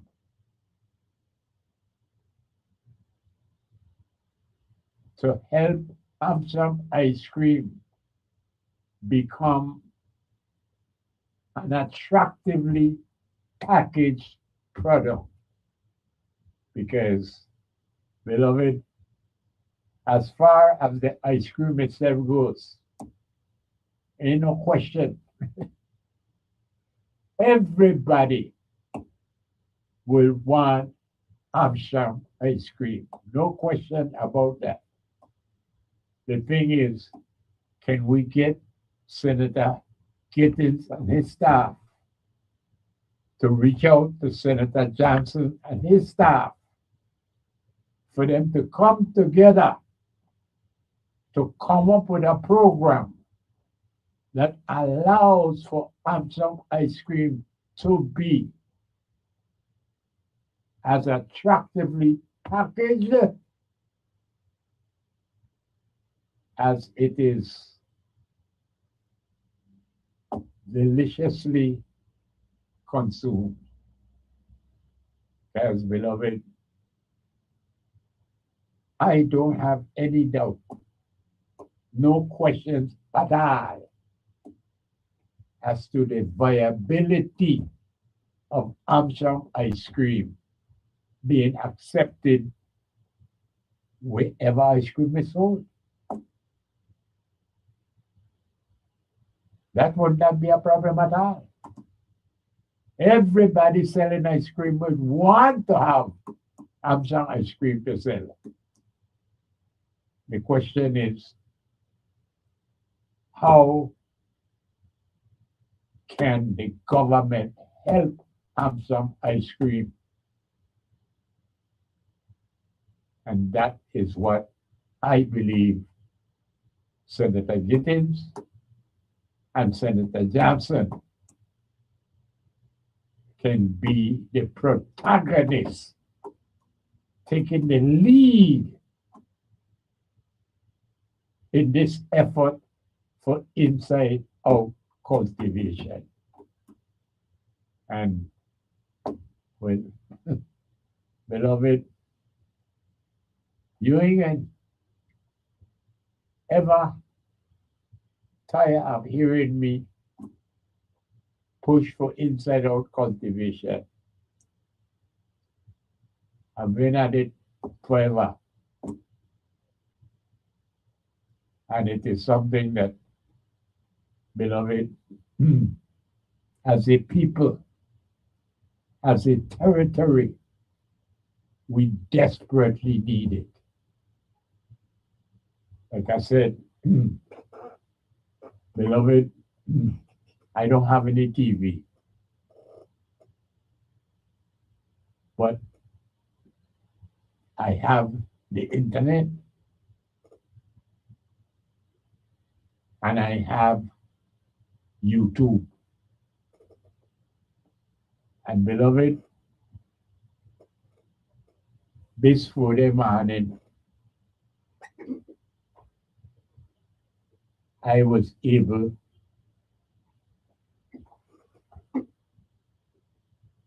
to experience Puerto Rico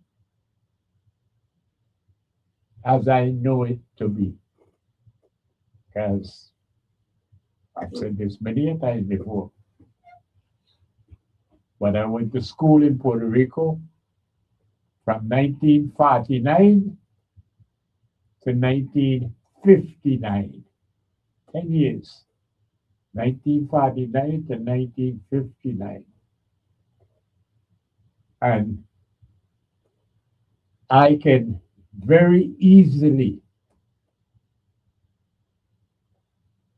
give the distinction between being a Virgin Islander and being a Puerto Rican.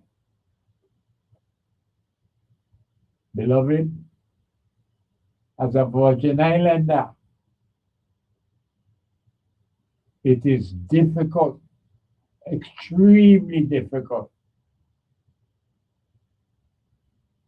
to find solid ground to stand on, to speak of your pride in being a Virgin Islander. Fortunately for me, I spent and I have spent a lot of time learning about our history. That makes me proud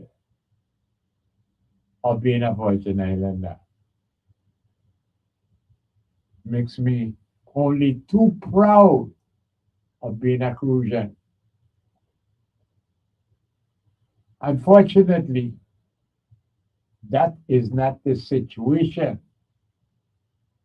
with the average Virgin Islander. We don't know our history. We don't know our proud, courageous history of resistance. We don't know it. That then, I offer as the clearest distinction between being a Virgin Islander and being a Puerto Rican. Being a Virgin Islander, it is difficult to be proud. You don't know your history. What you know is all negative and defaming. And so, beloved,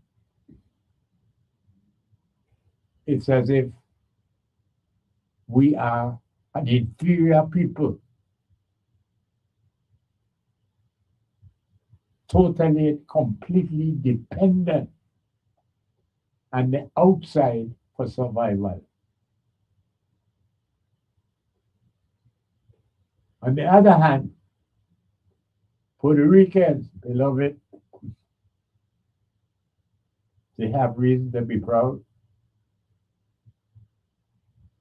They taught the history in school. They learned the history. I know, I went to school there.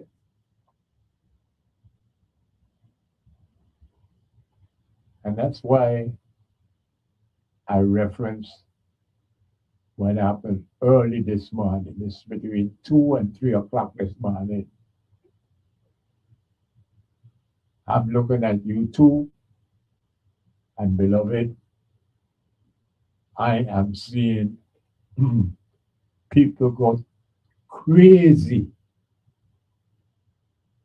about this Bad Bunny performance for the Super Bowl halftime. Because I didn't see the game. Like I said, I don't have TV.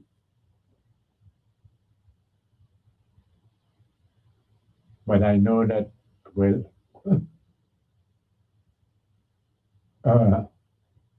Seattle crush New England, you know.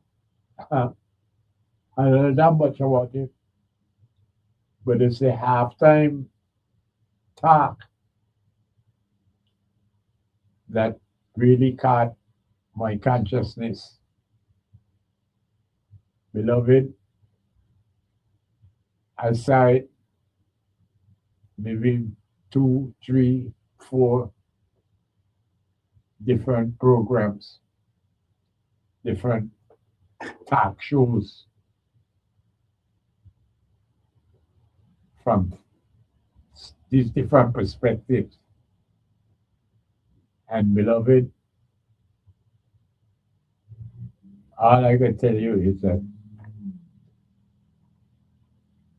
it certainly made Puerto Ricans proud. And as it was said over and over, the world of Latinos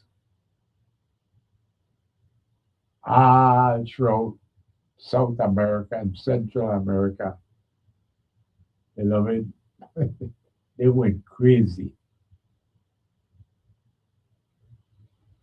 because that's what this whole Bad Bunny was about.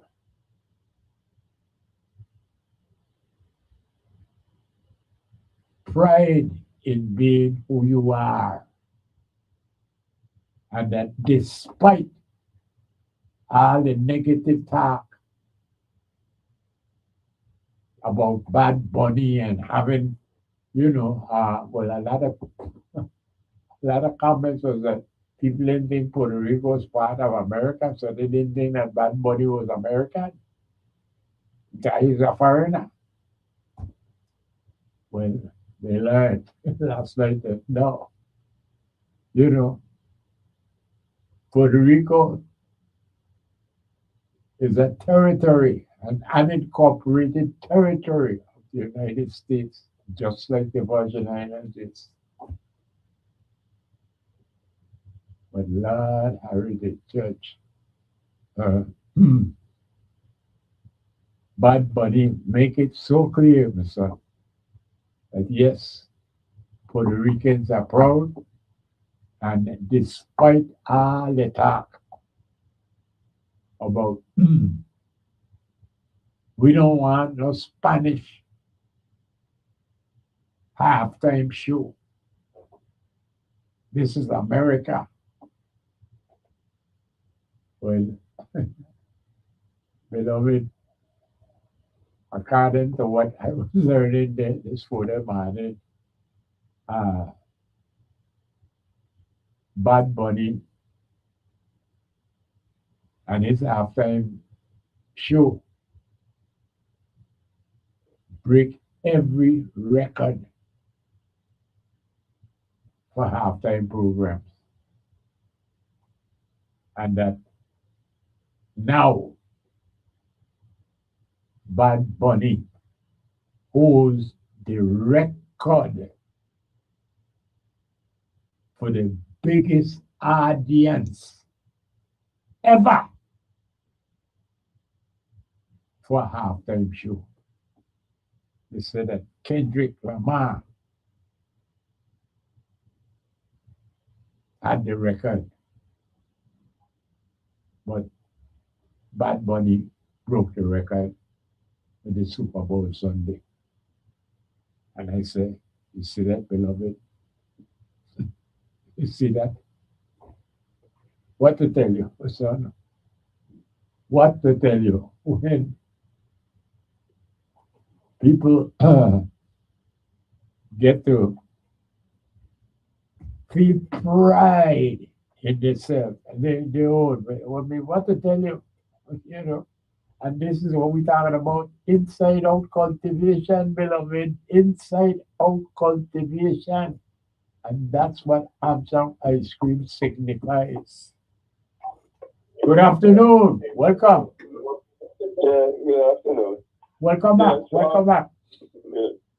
That Bunny was very popular before the Super Bowl. And that's why the NFL had him do the thing. He had concerts down in Puerto Rico. He didn't tour like most places, tour the U.S. He didn't do that. He wanted to bring the money to Puerto Rico, and so he had a series of concerts in the fall in Puerto Rico that sold out. People from the U.S. would come in here to the concerts, and they were selling out. So the NFL knew this. The NFL also had interaction with Bad Bunny back in 2020. 2020, the game was in Miami. Okay. And so they had Gloria Estefan, I think is her name, who, is Hispanic from Miami. And I forgot who else. But they also had Bad Bunny. He wasn't as well known as he is yet. Yeah. But he performed in the Super Bowl halftime. So the NFL was quite knowledgeable of who Bad Bunny was and how popular he was. And so that's why they had him do the Super Bowl. And they couldn't care less what had to say, even though Trump went to the last Super Bowl, but they know that they apparently, I'm guessing, they're trying to get more Spanish viewers. And they know Bad Bunny would bring that. And so they, despite Trump, complaining, and despite their having this separate entertainment, the Charlie Kirk's organization had Kid Rock perform at the same time as Bad Bunny was supposed to be on, to try to lure people away, and also I guess give the alternative for all the MAGA people who weren't going to watch Bad Bunny. They gave them an alternative. It didn't go well, from what I understand, and I wouldn't imagine because the programs that I watched this morning, that's what they were saying. Hey, 130 some million people was watching Bad Bunny, as opposed to 5 million. Whatever this other program was. Right. So it wasn't even for the other one, but that's what I was expecting. Yeah. That it was going to be much. Because again, Kid Rock compared to Bad Bunny was very popular before the Super Bowl. Yeah. So they ain't studying Kid Rock. Kid Rock he still has been, But even in his best days, Kid Rock would not pull that kind of, audience. So, I think it was 130, either 134, 135, but I'm not for sure. It's 130 something million people. That is, that's more than the population of the Virgin Islands have ever been. Yeah. So, And then I'm not sure if you saw the performance, but he ended it with flags from the Caribbean. So people came out with flags from the Caribbean, and started like Nevis and Stickers and Nevis, and started Antigua. The VI was there too, kind of prominent. It came in towards the end, but like they formed a V, and in the middle of the V was the Virgin Islands. How about that? Yeah. So the front of the V was Puerto Rico, of course. Yeah. But behind it, in the middle of that V was the VI. How about that? But again, it's it's all about inside out cultivation. What do we produce? What do we produce? The only thing we know for is a tourist destination. Well, we produce murderers. That's not even funny, but I feel you. But sadly, that is the truth. That's what I said. It's not even funny, but I feel you. Because yes, that is the chaos that comes from our school system. It teaches our students absolutely nothing about themselves. Yeah, yeah.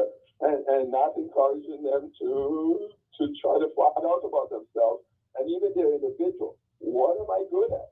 Thank What you. can I Thank do you. that the community You know, and so they're not even searching for it. that's So what. many don't.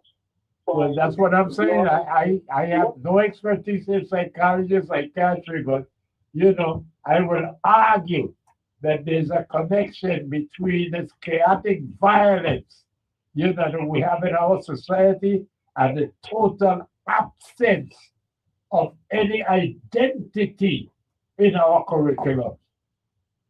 well, one thing that is clear by the murders that take place is that we don't value each other.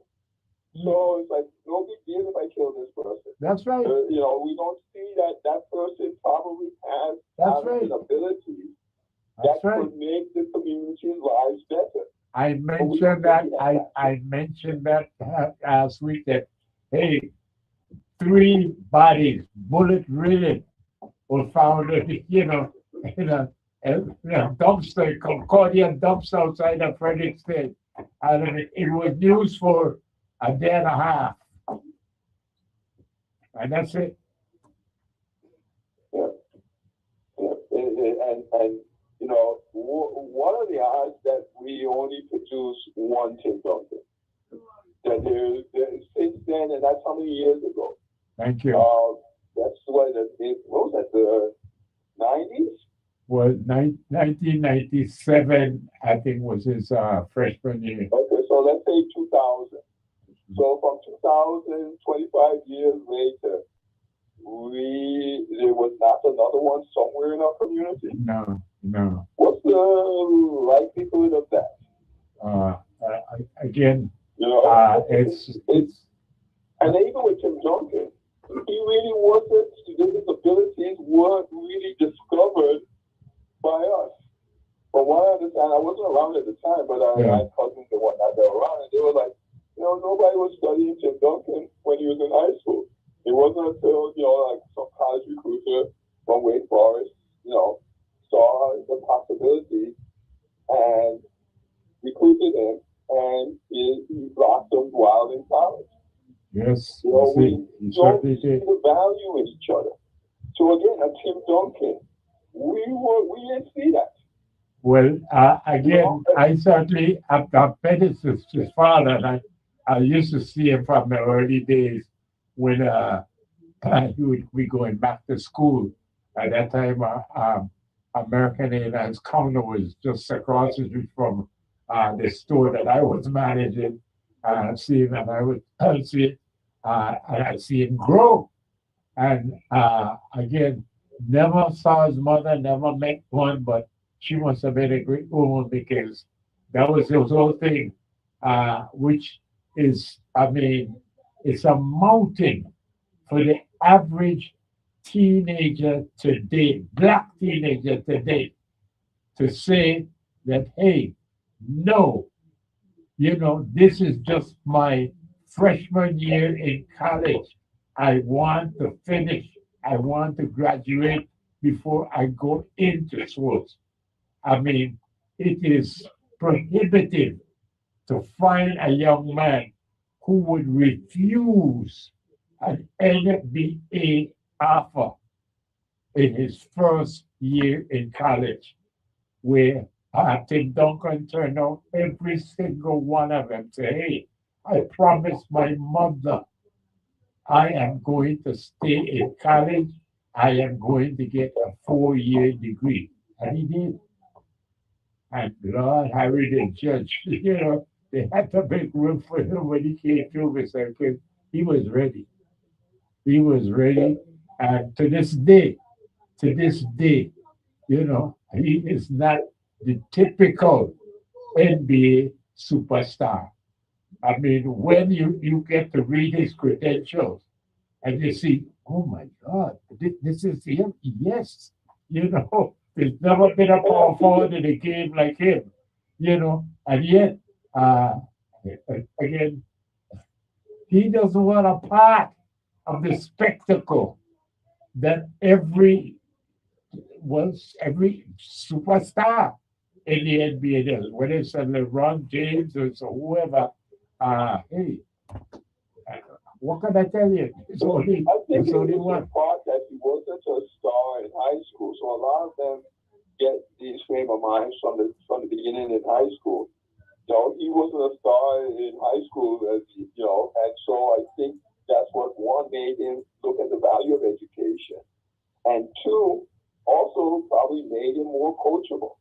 That when he went to college, he would be more prone to listen. And I know a lot of people from the VI with talent. They go to college, and within a year they're back, and I'm not surprised because when they play here, it's kind of like just give me the ball, and they run up and down the court, don't pay attention to the coaches, and But this is just it. What made him so coachable there? And that's the case. I mean, and this his personality is just simply unique at the level. They don't realize that college doesn't work that way. They think they see the people in the NBA doing their thing, but that's different. College, you don't listen to the college coach, no matter how talented you are. You sit your butt on the bench, and nobody knows about you because you're not out there playing. The coach is the star. The coach rules everything in college. So you could be the greatest ball player, but and then there's also, so for example, University of Arkansas, Coach Richardson, is one of the two black coaches. I know, but I have a coach right now who's telling me that it's time for me to go sit on a bench because he has something to do for the federal government. As a conversation with him. Hello? Yes, I'm giving you the last word. You have a coach. I have a coach that's telling me it's time for me to sit on the bench. To sit on the fence? It's top of the hour, time for the break. I'm just trying to be cute. Okay, now I get you. My wit is not as sharp as yours. I keep telling you, I can't articulate like you. I don't have your wit. No, you're just coming in soft. For some reason, your radio station comes in soft on my phone. All right. I can't quite make out what you're saying. Well, I always say it's top of the hour, and that they put me on the bench. It's time to do the top of the hour things. Okay, great. We talk. All right.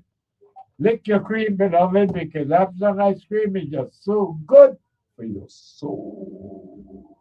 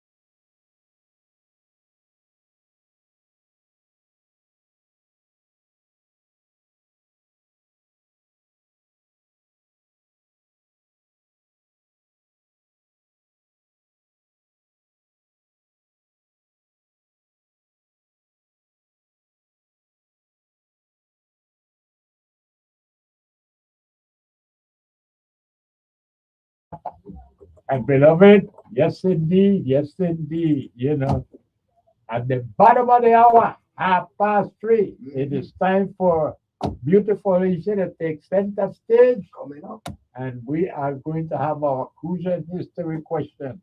But in between time, we are now going to hear from you until 3:30. How about that?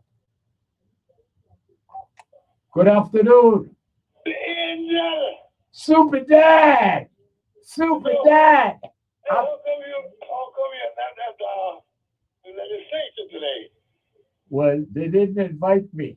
I just heard about it out here in Coon, and I figured they didn't want us in there. We don't have the right clothes to appear in it. Or can he should know better? You should have, but again, And then send to me begging for ice cream. well, this is all I try to tell him. I say, listen, man, don't just give Cedric a resolution and some kind of plaque put at the side of the building or something like that. I mean, They need to put up a monument. you know, what come on by a program where, The government should do that. man, they need to find a way to get To after ice export, cream. help in- it to export. All they need is find a way to package it. Yeah. And we go to go. That's it. What they call it. And listen, But you have to put in the logo too. well, but can he would be remembered forever? Yeah, but he full of crap. What they He call it. should do a better thing like that. Well, Like keep the session in a bandstand or something. what do you call it? Well, again, this is just the beginning of it. They got to pass through this committee, and then they got finally the rules committee before we get to the floor where all the senators get to vote on it. So Yeah. But they done a win already, so we got to worry about that part. But they should put a friggin' thing. they But I should, think one in front of Paris or there, you know. By the well, yeah. you can also buy stuff. I think. They right there stuff. Well, I know I live in Accra. well, Like Vietnam or wherever. And when Yes. a country, some other name he had, a country or something. Right across from what I live on Kingship. I know what you're talking Even about. though I live on Kingship. I know what. So what going on? You in charge. You are Super Dad. Right?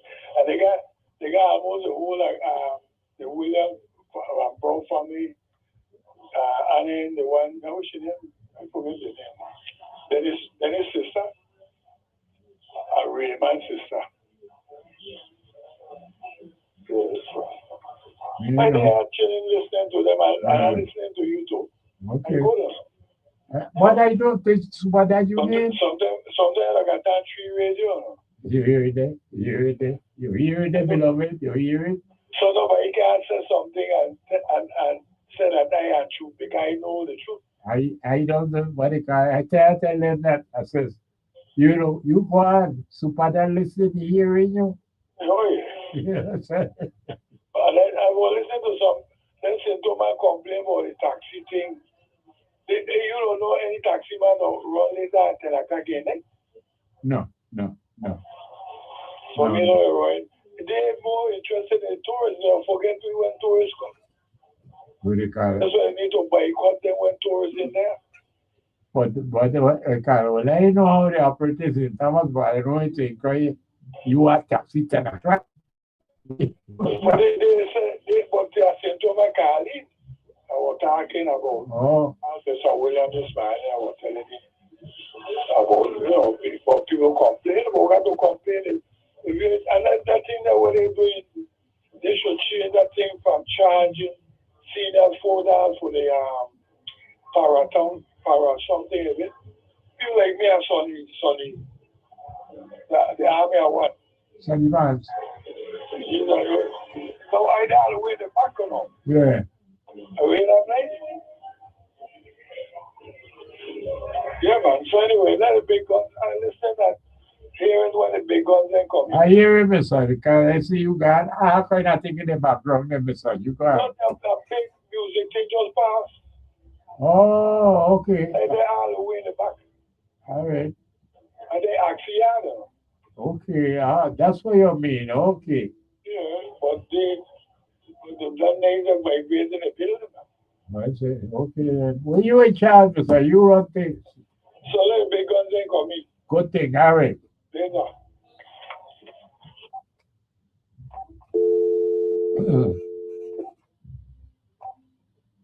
Good afternoon. Good afternoon. Well, nobody home. All right, beloved. Well, I didn't know what going on there. So, but beloved, we headed for the 3:30 when we're going to deal with the cruise necessary question. But let's see, I think we got a call, you know. Yeah, I think so. Yeah. Good afternoon. Good afternoon, Mr. Moorhead. Welcome, Mr. Grant. Welcome to you. You got, excuse me, I here on the street, I was just running away to this Jamaican restaurant to get a little plate of food, some oxtail, peas, and rice plantain. I hear you. Yeah. I hear you. And I told it just the same. I catch CC, and you're talking about Tim Duncan, Yeah. who just happened to be my cousin after the Angola side. How My about that? father, who was, and I just find out this from a cousin of mine in St. Croix. I had no idea. But my father was Cyril James Webster Sr. Okay. His first cousin was Ronald Webster, who was the Prime Minister of Angola. Okay. So the Webster in Angola is related to me on my father's side. And I found out from a cousin of mine that the Duncan, you know, Timothy Duncan, his mother and father was from Angola. Yeah. And we are related that way. And that's why I tell Mr. CC something about Timmy. Timmy Lee's mother, who was diagnosed with cancer, she made a promise to her that he's going to complete all 4 years, because after his sophomore year, they were begging for him to come to the FDA. He went to St. Dunstan's. His parents made sure that education was his foundation. Right. And he's grounded growing up in Santa Cruz. That's why he, like the rest of these NBA players who in all of these real sports league, when they're in high school, they don't get big notoriety and stuff like that. Yeah. So that's just his personality. I never met him or anything. I just, seen him from afar. And I remember when I came out to Thomas, because my friend Coleman Harvey in school had brought down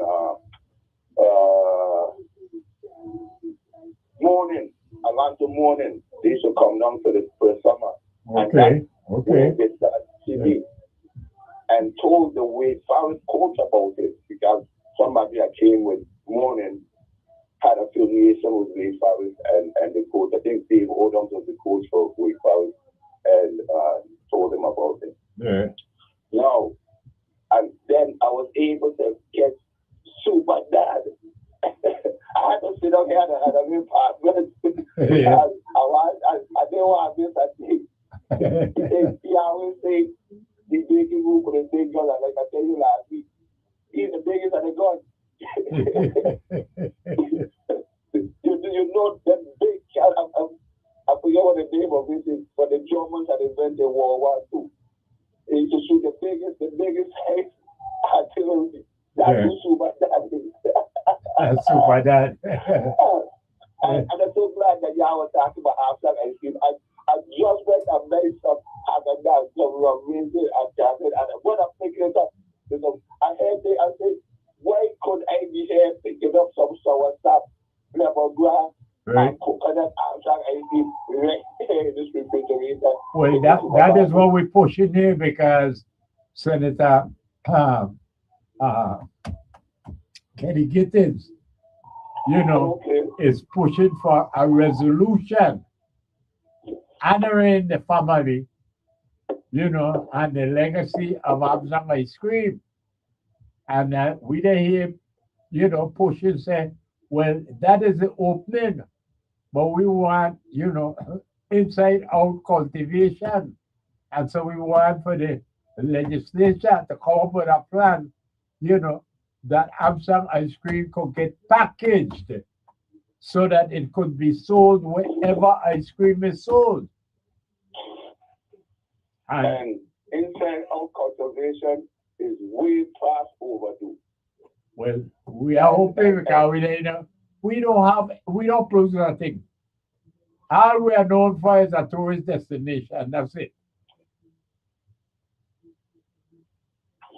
But each Caribbean island, even though they have a lot of similarities in the cuisine, everybody does do their thing a little different, add a little something Yeah. that maybe we just so this is something that we don't produce. That's what tourists the comfort. I remember one time with the more I in Havenside shopping center it was someone. And like I think we got for four tourists they could have been from Denmark. I know I think there's some kind of Scandinavian thing. But anyhow, they stopped me and said they wanted something to eat. Yeah. Well, across the street there's this barbecue place. A lot of people go there. You could get anything barbecue. So I was telling them, well, you could go over there, right there. As they were telling me they didn't have much time. They didn't want to. They just want to get something to eat to get back to the boat. Well, they said no. They wanted to have something local. Yeah. Well, cousins, we was back street a local restaurant. I said, well, I took them. They gave me $50 first of all to take them there. Then they order old wife, fungi, green banana, chocolate. So that's what they are. I had my yellow tail after they wanted back, right? Right. Yeah. And then I dropped them back. Yeah. So this is what tourism about. Going and touring around the world and going to the different cultures and sampling their cultures, whether it is food, whatever you make, you might do something with art. So they could have went. They could have get steak and hamburger anytime. Right. But it's a old wife. That's what they want. I know somebody probably had told them about it, and they was able to get that. Yeah. So we have something, even though the vendor closed down now.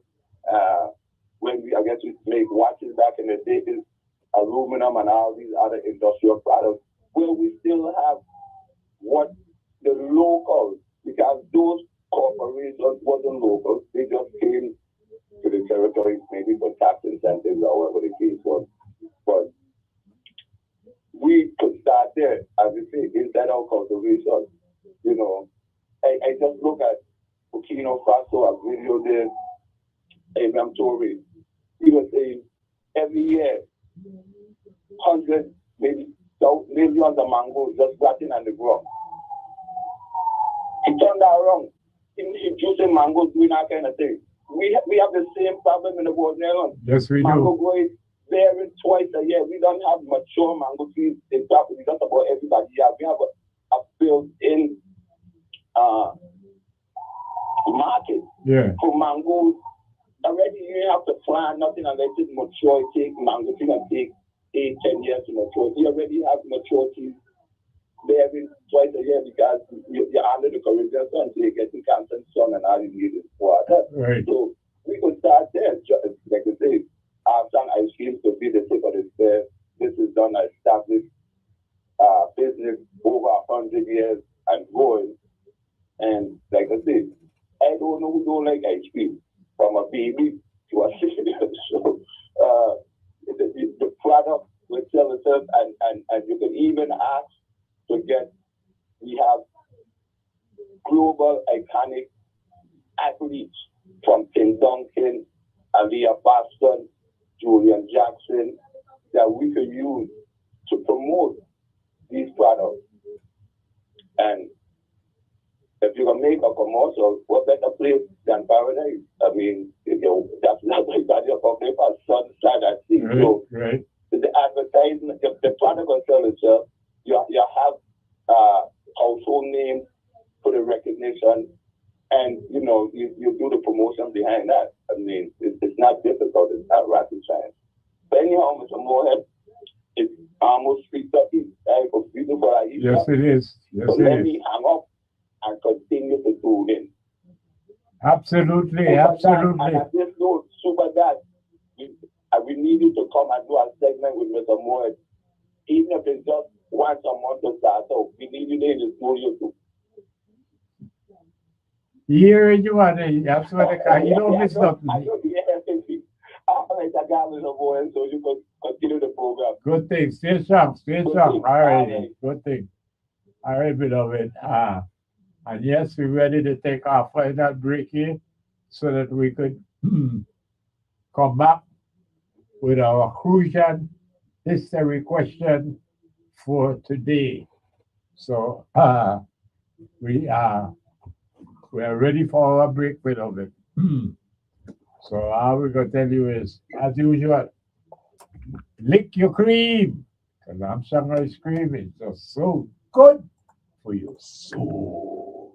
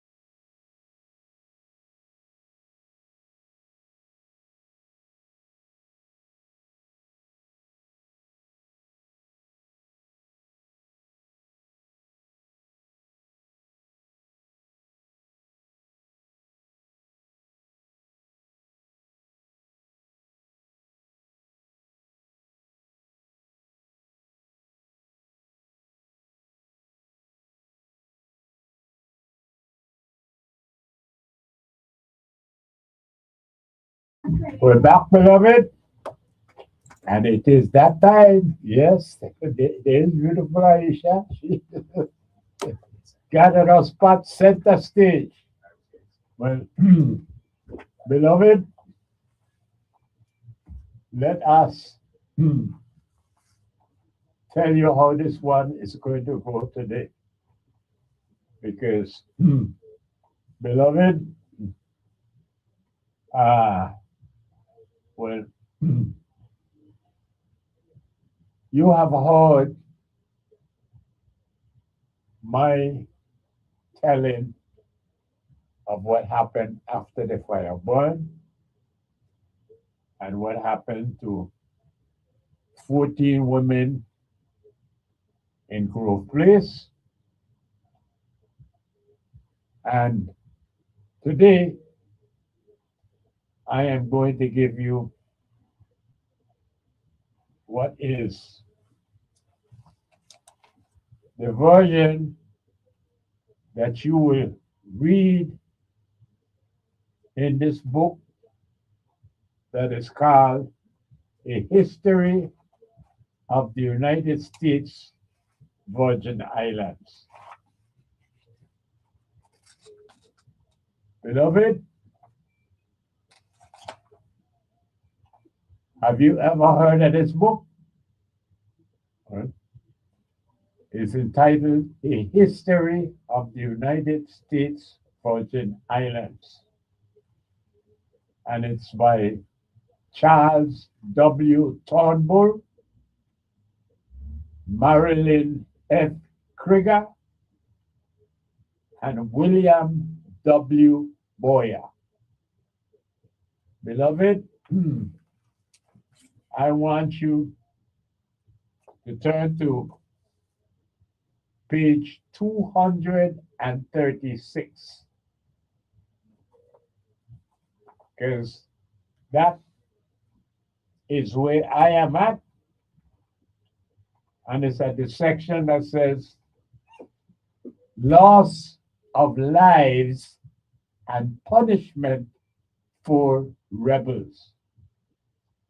That's the heading from this section that I am going to give you as our crucial history question for the day. Pay attention now. 14 women laborers were killed as a result of blank of rum barrels at a State Grove place. That is the complete sentence, and I want you to fill in the blank. I will read it one more time. 14 women laborers were killed as a result of blank of rum barrels at a State Grove place. So give me the word that goes to fill in the blank. 14 women laborers were killed as a result of blank of rum barrels at a State Grove place. What is the blank? 14 women laborers killed as a result of blank of rum barrels at a State Grove place.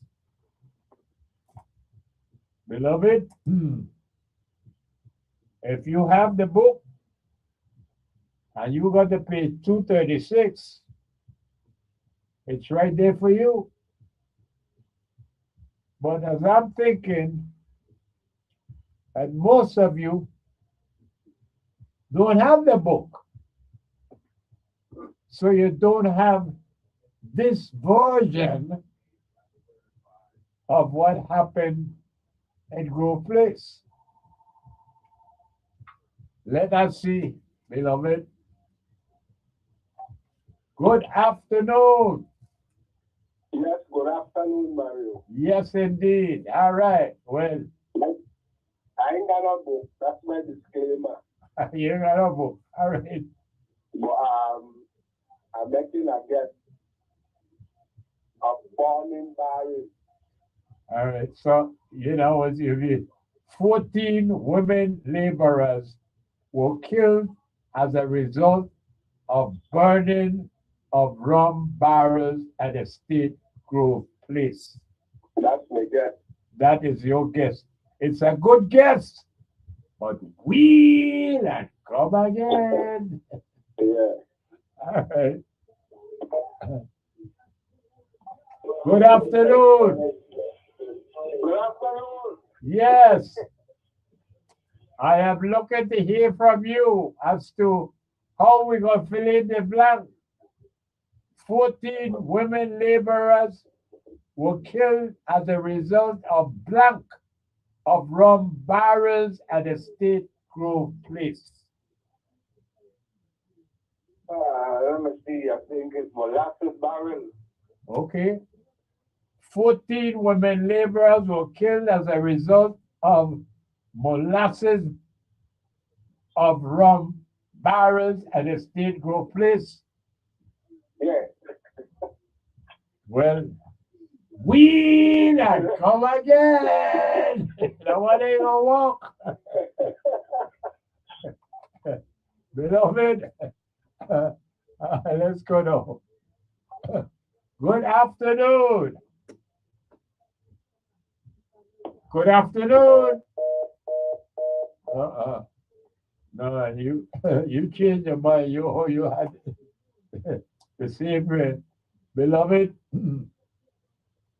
this is from a book entitled A History of the United States Virgin Islands, written by Charles W. Turnbull, Marilyn F. Krieger, and William W. Boyer. And they are telling you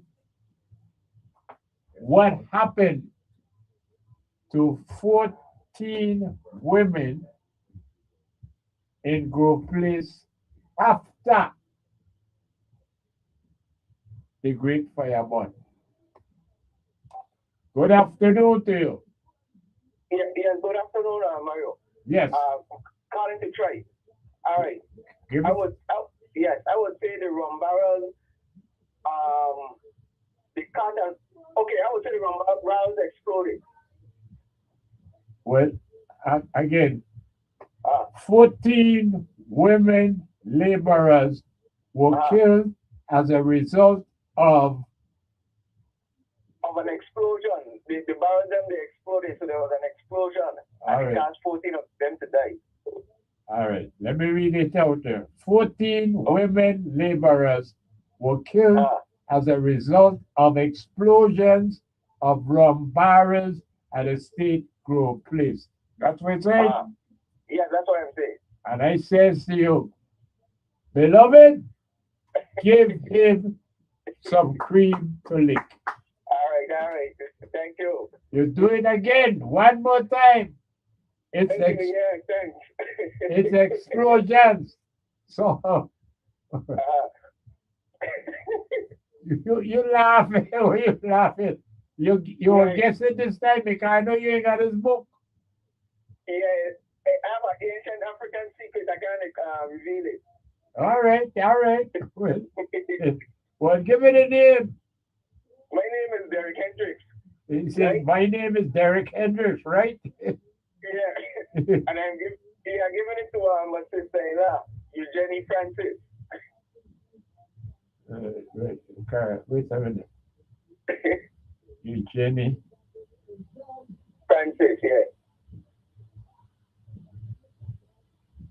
Hmm. that's what Okay, she's you're saying. Jenny Francis. All right. Okay. My sister, yeah. Well, again, Uh-huh. it is crazy that well, we have well-known people because I mean, Uh-huh. you got how more well-known you want to come than Charles Turnbull, Mm-hmm. Marilyn Krieger, Yep. William Boyer. But I mean, it don't make Right. any sense. But nonetheless, this is what they say happened. And Mhm. so, while you're listening, I am going to read the paragraph Okay. that this comes from. Here we go. Okay. The paragraph is entitled Loss of Lives and Punishment for Rebels. Uh-huh. 60 of the rioters were killed in the actual fighting. Additionally, 14 women laborers were killed as a result of explosions of rum barrels at a State Grove place. Moreover, 12 laborers were tried, condemned to death, and executed. Wow. This Okay. made for a total of 86 laborers killed. However, a number of laborers were unaccounted for and may have perished in the rebellion. Many more were wounded, some seriously. 3 whites were killed in the rioting and several others wounded. 403 laborers were arrested. After a trial lasted 1.5 years, 336 were fired and 67 sentenced to imprisonment. The principal leader of the rebellion, Mary Thomas or Queen Mary, escaped execution. She, however, was sentenced to prison, first in Christiansted and then in Denmark. It was felt by some in authority that she might be more valuable alive as a witness in an attempt to discover the causes of the rebellion. In Denmark, she evoked great curiosity and was shown to members of the Danish royal family. Eventually, she was freed and sent home to St. Croix. Ever rebellious, she spent the rest of her life as a market woman. Her name and fame as a heroine in the history of the Black people of the Virgin Islands have endured to the present in song, dance, and literature. Now, that is the story of the great fireborn. Okay. It is, I mean, what could I tell you? But it it doesn't even make sense. Uh-huh. How do you have explosions of rum barrels and explosions of rum barrels that actually killed 14 women? Uh-huh. How this work? Uh-huh. I don't know. Right. But Uh-huh.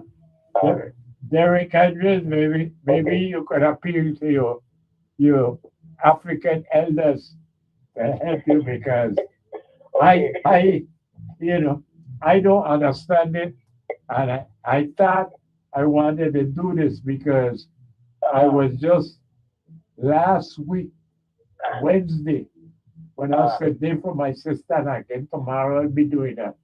I was trying to explain what is meant by African humanities. Well, this speaks to Scandinavian humanities Okay. because in Scandinavia, they never thought that women could be guilty of murder. Uh-huh. Remember now, Right. this is Viking times, Viking ideology. Uh-huh. Viking patriarchy. And they're saying that if a female committed a murder, it is because she was possessed by evil spirits. Therefore, she can be burned at the stake. But you would see that there is no place throughout the history of enslavement here in the Danish West Indies. You never hear of a female being executed. And this then is Mr. Well, at the time, I don't know because this book don't have no date to it. I don't know when this book was written. Okay. But again, it is like, what I'm at a loss for words, but how is it that they come up with this theory that they know? Yes, 14 women were killed in Grove Place, but they don't want to tell us that 14 women were burned alive at the stake. Right. So now they come up and say 14 women was killed as a result of explosions of rum barrels. I mean, this. I'm appealing to you, Derek Hendricks. You're a scholar. I'm appealing to you to make this thing make sense. Yeah, it's interesting, Brother Mario. That's all you could say. It's interesting. Okay. Yeah. We just gotta keep researching everybody. I am going to. Believe me, and I'm going to be talking about it tomorrow too, about this, what do you call it, African humanities, and how chattel enslavement, that was his main purpose, to dehumanize the enslaved. Right. So. Right. But anyhow, once again, okay, we pay tribute to your scholarship.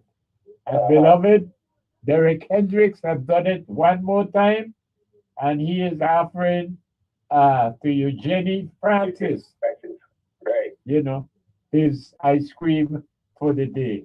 Congratulations, my scholar. Okay.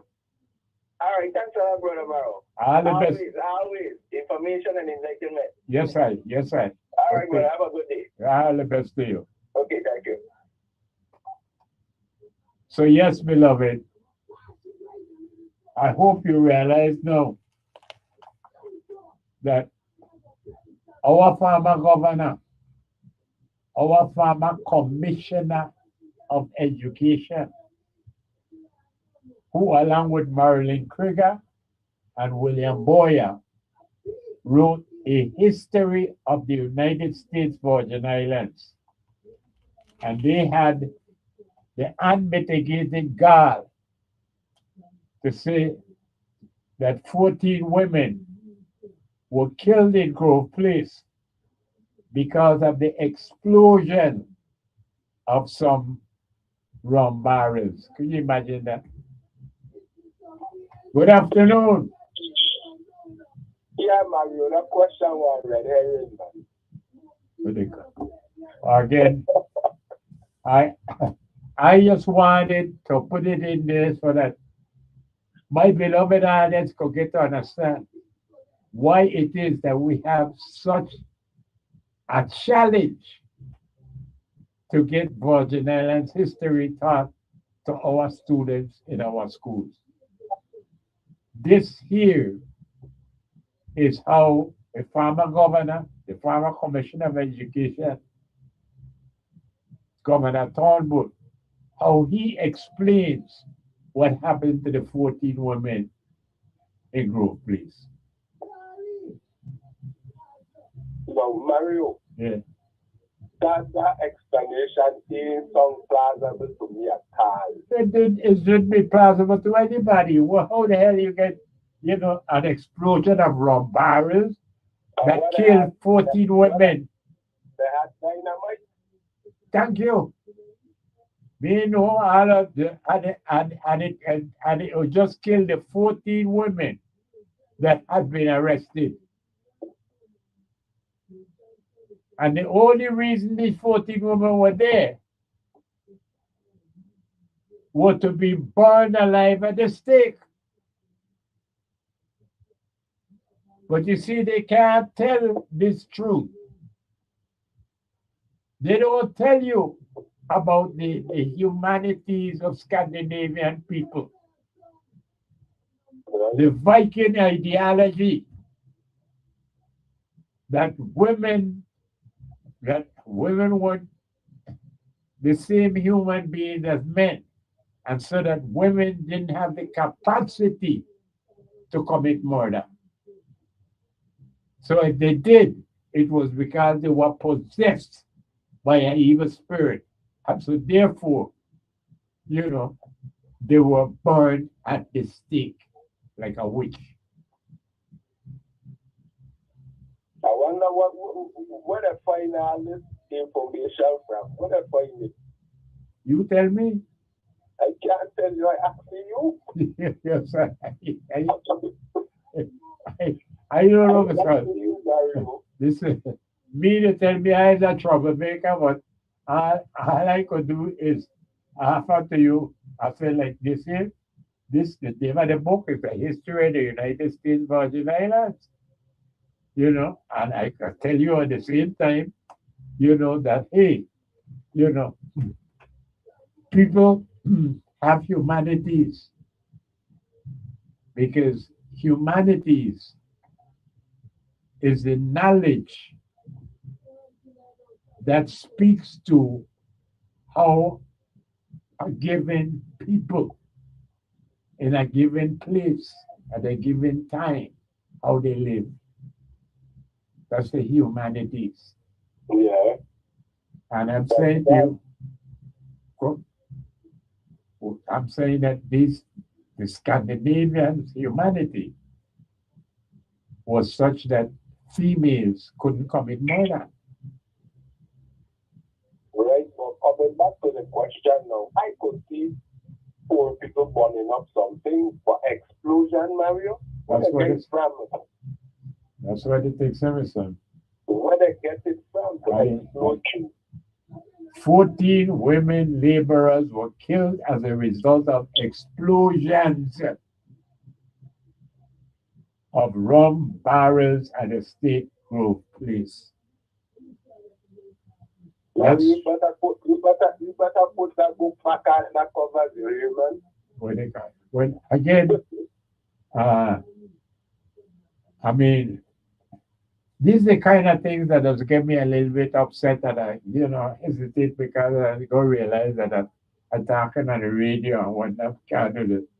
But when we were in court with this case, and the authority, Marshall Webster, put me on the stand, the judge, Honorable Alfonso Andrews, said that I couldn't testify because I have no expertise in Virgin Islands history. Who said that? Alfred? The judge. Andrews? Yeah, the judge. Judge Alfonso Andrews also said, so that I wasn't allowed to testify. Wow. He should have been able to fix it to say what he said at the summary. Well, that's it. So that the thing that Adam is saying here to my beloved audience, like how you're like talking here now. So, they don't want this in court, and they don't want this in our schools. But for 51 years now, last year was my 50th year. For 51 years now, I've been saying these things here. And I said, well, if I'm lying, carry me to court. Carry me to court for defamation. Tell me how I lie. Show me what lie I tell. Show me what is not true.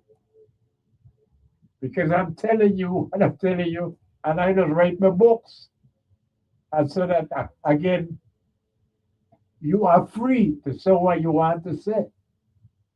But you can't say that I am lying, because you would have to prove it. I would challenge you to prove that I'm lying. But look, when I got to court and the judge said you don't have the expertise to testify, what the hell I could say? Uh, But this Mario, this is how we live in. yeah, that woman had dynamite, Mario, dynamite. That's why I like her, sir. Ghana showed me for a loop like the answer. I didn't think we were going to get an answer for it today because of how stupid it is. I didn't think anybody would have come up with an answer as explosions because I said explosions of rum barrels. Oh, really? You know, so again, all I could do is, praise Derek Hendricks because I don't know how he managed to, but he come up with Yeah, some that's Mario. explosions. I don't know how he come with that one there for you, but I you are don't know. absolutely correct. Yeah, You're absolutely Yeah. correct. I got to pick my hat up to you with that one there for somebody. yeah, You, explosions. Imagine that explosions of rum barrels. And like you say, what they call, they were prisoners, so where the dynamite would have come from? where it come from, where it come from. Thank you. After that went to my mind when he said explosion, and you say right. I said what? So the sense, Yeah. when they go get into explosion, know. These 14 women were brought to Grove Place as prisoners to be executed by burning alive at a stake in the ground. so let me go back a little bit now, Mario. Uh-huh. Where is St. Christ it didn't explode these barrels? Where? If all it takes is a Grove Place. How they explode them in Grove Place? Man, let me read it again. Listen carefully. 14 women laborers were killed as a result of explosions of rum barrels at Estate Grove Place. Okay. Okay. So you tell me. You know. I can't wrap my head around that. No, nobody, because it makes no sense. Yeah, that Makes no sense. No sense at all. You know, but the point is, this is a history of the United States Virgin Islands by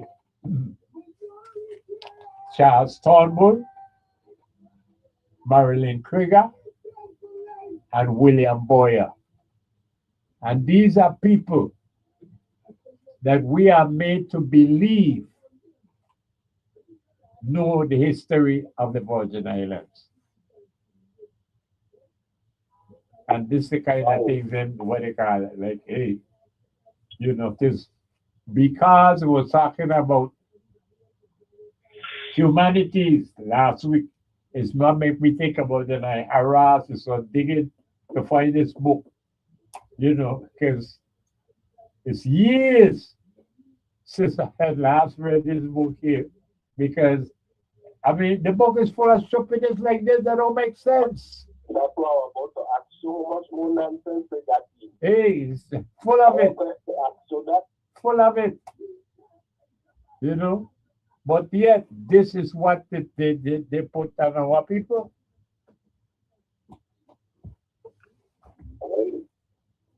And I don't know somebody. Every day you live by your law, you understand? well, there you are, but you could say now that there clearly was an effort, to keep the truth away from us and to provide a different explanation, even though it don't make sense. The unknown people, this Turnbull, Krieger, she's up to today. She's a professor at the University of the Virgin Islands. I mean, Mario, let me go you on that. where you go? Right? Yeah. Let me take my last break episode. We're Okay. going to talk a lot more about this tomorrow. I want to talk about these Yeah, humanities. All right. Take care, man. All right. See you. Beloved, lick your cream because I'm some ice cream is just so good for your soul.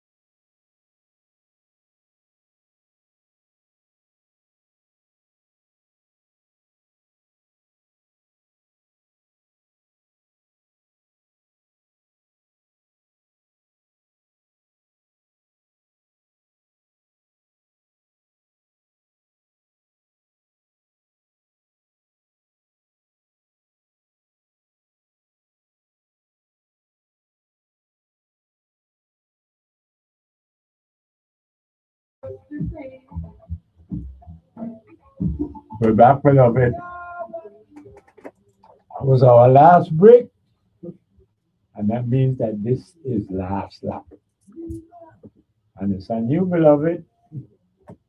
If you need to get in a last lick, this is your chance. And whatever it might be about, feel welcome. because all I have been opining on this day was the inside out cultivation, and that as Super Dad has pointed out, we've already had it at the legislature, and they are talking about, well, I shouldn't say they, because it is Senator Kenny Gittins who's proposing this resolution to commend the Armstrong family and the legacy for Armstrong ice cream, and well, for them and those who are wondering what this resolution means, well, usually it is, follows with a plaque. It's like in this case, when they commending Armstrong ice cream, they might have a plaque, speaking to whatever thoughts they decided to put on the Armstrong family, this, that, and the other, and that they've been in business for over 100 years, and the this and the that and whatnot. And it'll be a plaque that I guess the CEO, Cedric Armstrong, could put on his wall inside the shop or something. But beloved, what I have been taking advantage of the opportunity is to speak to the fact that we have no inside out cultivation. We don't produce anything. And while it is a grand and accepted gesture to have a resolution honoring the Armstrongs, I think it should be an opening for Senator Gittins to, well, I already said it before, he should reach out to his fellow Frederick Stedder, Senator Franklin Johnson, and that between them, with their staffs, they should be able to work out a program where the government can actually help Cedric Armstrong to have his ice cream attractively packaged so it could be sold right here in St. Croix, wherever ice cream is sold. But it is in Plaza, it is in Pueblo, it is in Carsules, it's where Stop and Shop, wherever, all these gas stations that have convenience stores, they sell ice cream. If Armstrong ice cream was packaged, it could be in the freezers right up with all these other ice creams that are imported from wherever they import the ice cream. And beloved, I don't see why, well, I don't see why Senator Gittins would be opposed to that. Because if he's proposing a resolution to honor the accomplishment, well, why not? assist the accomplishment to become inside out cultivation by helping them to have their ice cream packaged so it can be sold everywhere ice cream is sold on St. Croix and then move to St. Thomas and St. John. Why not? All it takes is a plan that the government would come up, subsidize it, so that, hey, the ice cream can be packaged. Why can't it happen? Tell me, why can't it happen? Good afternoon. Afternoon, Mike. How are you? Hey, trying my best here with it. Welcome, man. We're dealing with national security and foreign policy, treaties and status, but most important, House of Oversight. Right? We really want to know what's going on with our home. Not to let someone from the outside come tell us about who we're supposed to be. Right? That's the reality. I hear you. But this thing on humanity is, I was trying to reach out to my one brethren. He wrote a song about humanity. I had him on the show a couple of years back. Hopefully I'll be able to put him on by next week. Uh-huh. Just to sing that song again about humanity, Yeah. from a local Virgin Island. I think it's time for that song to clear the airways a bit, I hear you. as we sing things into existence. It should flourish. We speak it into existence. Well, we're going to talk about African humanities tomorrow. But that's what it's all about. I thank God for that. And it's a shame, right? Because a lot of it, Mm-hmm. we was the first civilization of human race to start in Mario, That's right. out of Africa. Our people don't even know that. Somebody was like, I ain't from Africa. I ain't born there. I ain't come from there. But your ancestors came from there. Right. Your bloodline came from there. Right. They don't understand that, Mario. Your DNA, your genes, who you are, Right. They're lost. So a lot of them are cutted still with. Well, dealing with that mental has been confusion, Mario. that has been part of the chattel enslavement to dehumanize us, so that as a people we actually accepted our inferiority, accepted that we're not the equal of our colonizers, the white people who enslaved us. And what is most troublesome to me is that when we're given the opportunity to do something about it, we actually refuse. Since 1970, we've been electing our own government. This is number 9 now. And we have never had a governor elected who would come up with a plan for anything that represents inside out cultivation, anything that represents us. Sad. Well, but it's Mario, true. Yeah. we are lost in our first education for whose we are.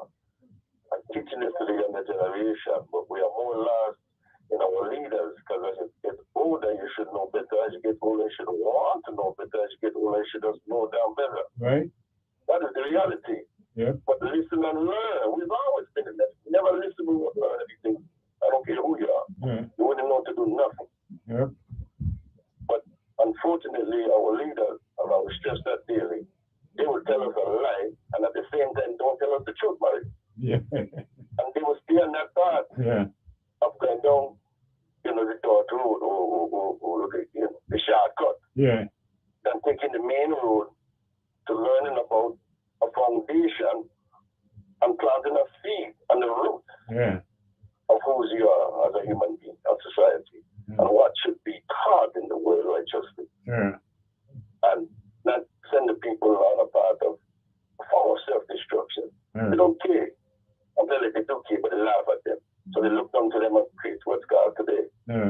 capitalism and classism, and don't care about the needy. Say they care about the needy, but they really don't. Let that name, Mario.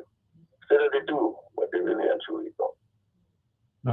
That's And shame. if they would, our society, our communities, our homes, our schools, our business would be flourish, and things would be more better than what it is.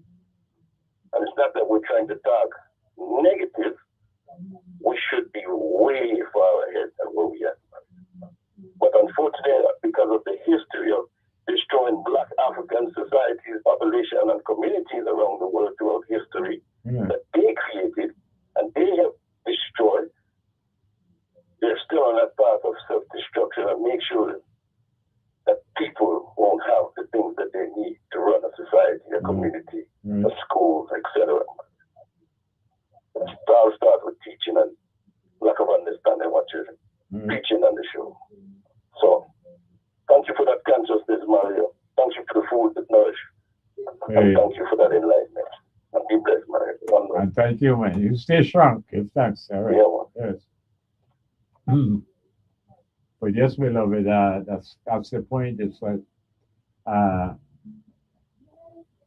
look at what we've come to.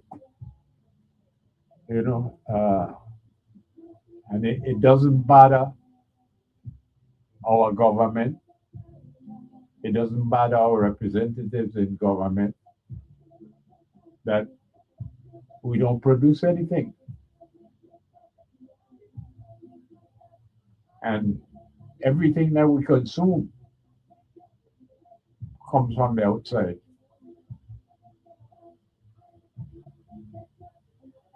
I mean, beloved, you couldn't find a more dependent society, a more dependent population, a more dependent territory, unincorporated territory than the Virgin Islands. Beloved,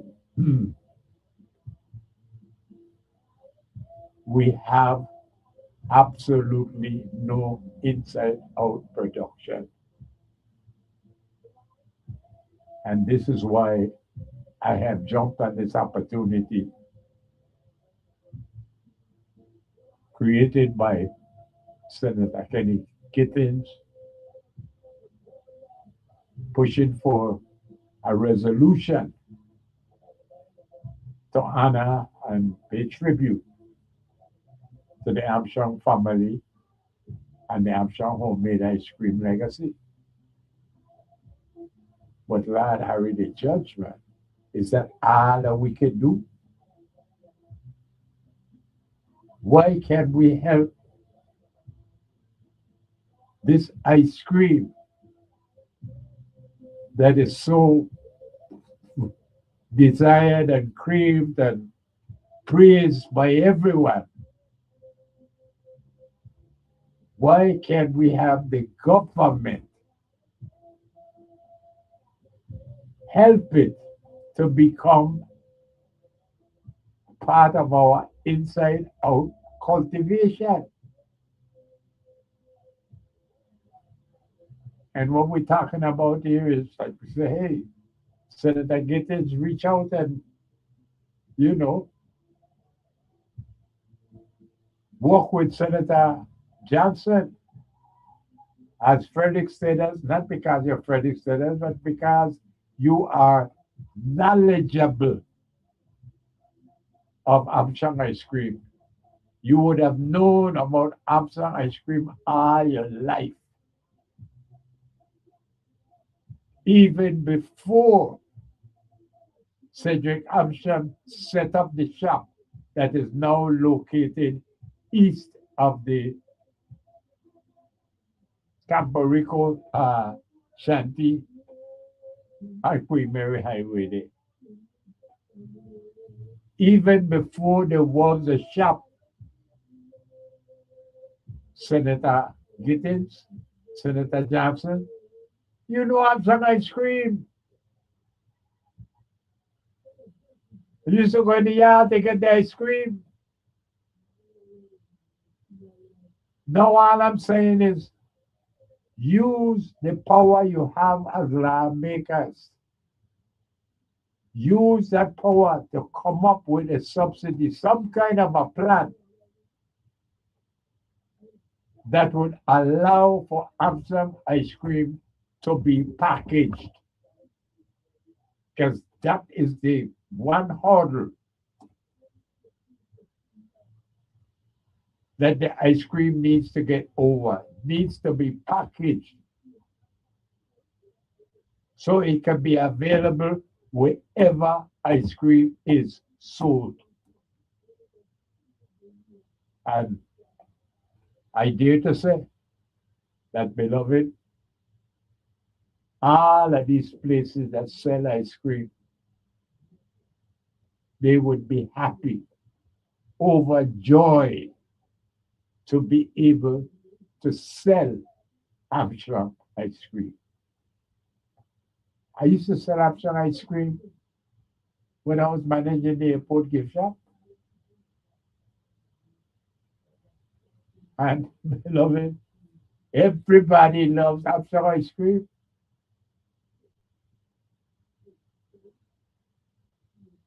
So it is really difficult for me to comprehend, difficult to understand why Senator Gittins and Senator Johnson cannot come up with a program that will allow for Amsterdam ice cream to be packaged. That's how we're talking about, for the ice cream to be packaged. Once it is packaged, it could be sold in the same venue where all these other ice creams are sold. And of course, St. Thomas and St. John. All that is required is a program to get the ice cream packaged. And beloved, I would like to ask them, this is not controversial, I would like to ask Senator Gittins, what is the problem with making Armstrong ice cream a product of inside out cultivation? What's the problem with that? And why is it problematic to have your staff and to reach out to Senator Frankie Johnson and his staff to come up with a plan that could be presented to the CEO, Cedric Armstrong, as to how it is the ice cream can be packaged. Beloved, it's hard for me to understand why anyone, particularly a lawmaker, a senator, why would anyone be opposed to such a plan?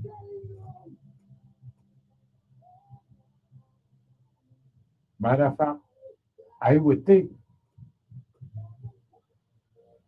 that it would give Senator Kenny Gittins a big up, a serious big up for coming up with this plan. And then Senator Frankie Johnson joining with him, all the better. Because, beloved, just like I don't see the 36th legislature opposing this resolution honoring Armstrong ice cream, beloved, I don't see how the legislature would oppose a plan to get Armstrong ice cream packaged, attractively packaged, so it could be sold in the same venue where all these other ice creams are sold. What's the big thing about that? Why can't that happen? Well, beloved, it seemed to me that that is at least one of the reasons why we have lawmakers, why we have a first branch of government, why we have senators, so that they can promote things that are local, promote the inside out cultivation, so that we could have something to be proud of, have something that people could always say, well, yeah, I'm going to the Virgin Islands because I want to get some of that Armstrong ice cream. Beloved, just the flavors, just the flavors. Like how I never would have thought that I would be taken up by a ice cream with a flavor lemongrass. Lemongrass ice cream. You told me about that before. I said, what's wrong with you, man? Lemongrass ice cream? And yet, here I am. But beloved, check out. Time is up. So it's time for me to say until tomorrow. Because yes, I got one more Wednesday, which is tomorrow, to sit in for my one and only sister. So I can sit you until tomorrow at 12:30. Lick your cream, because Armstrong ice cream is so good for your soul. And I always let you, beloved, don't let them confuse you. Don't let them fool you. They tell you that we can't pull it up. Beloved, one, we could full up any basket they carry, just as long as we do it together.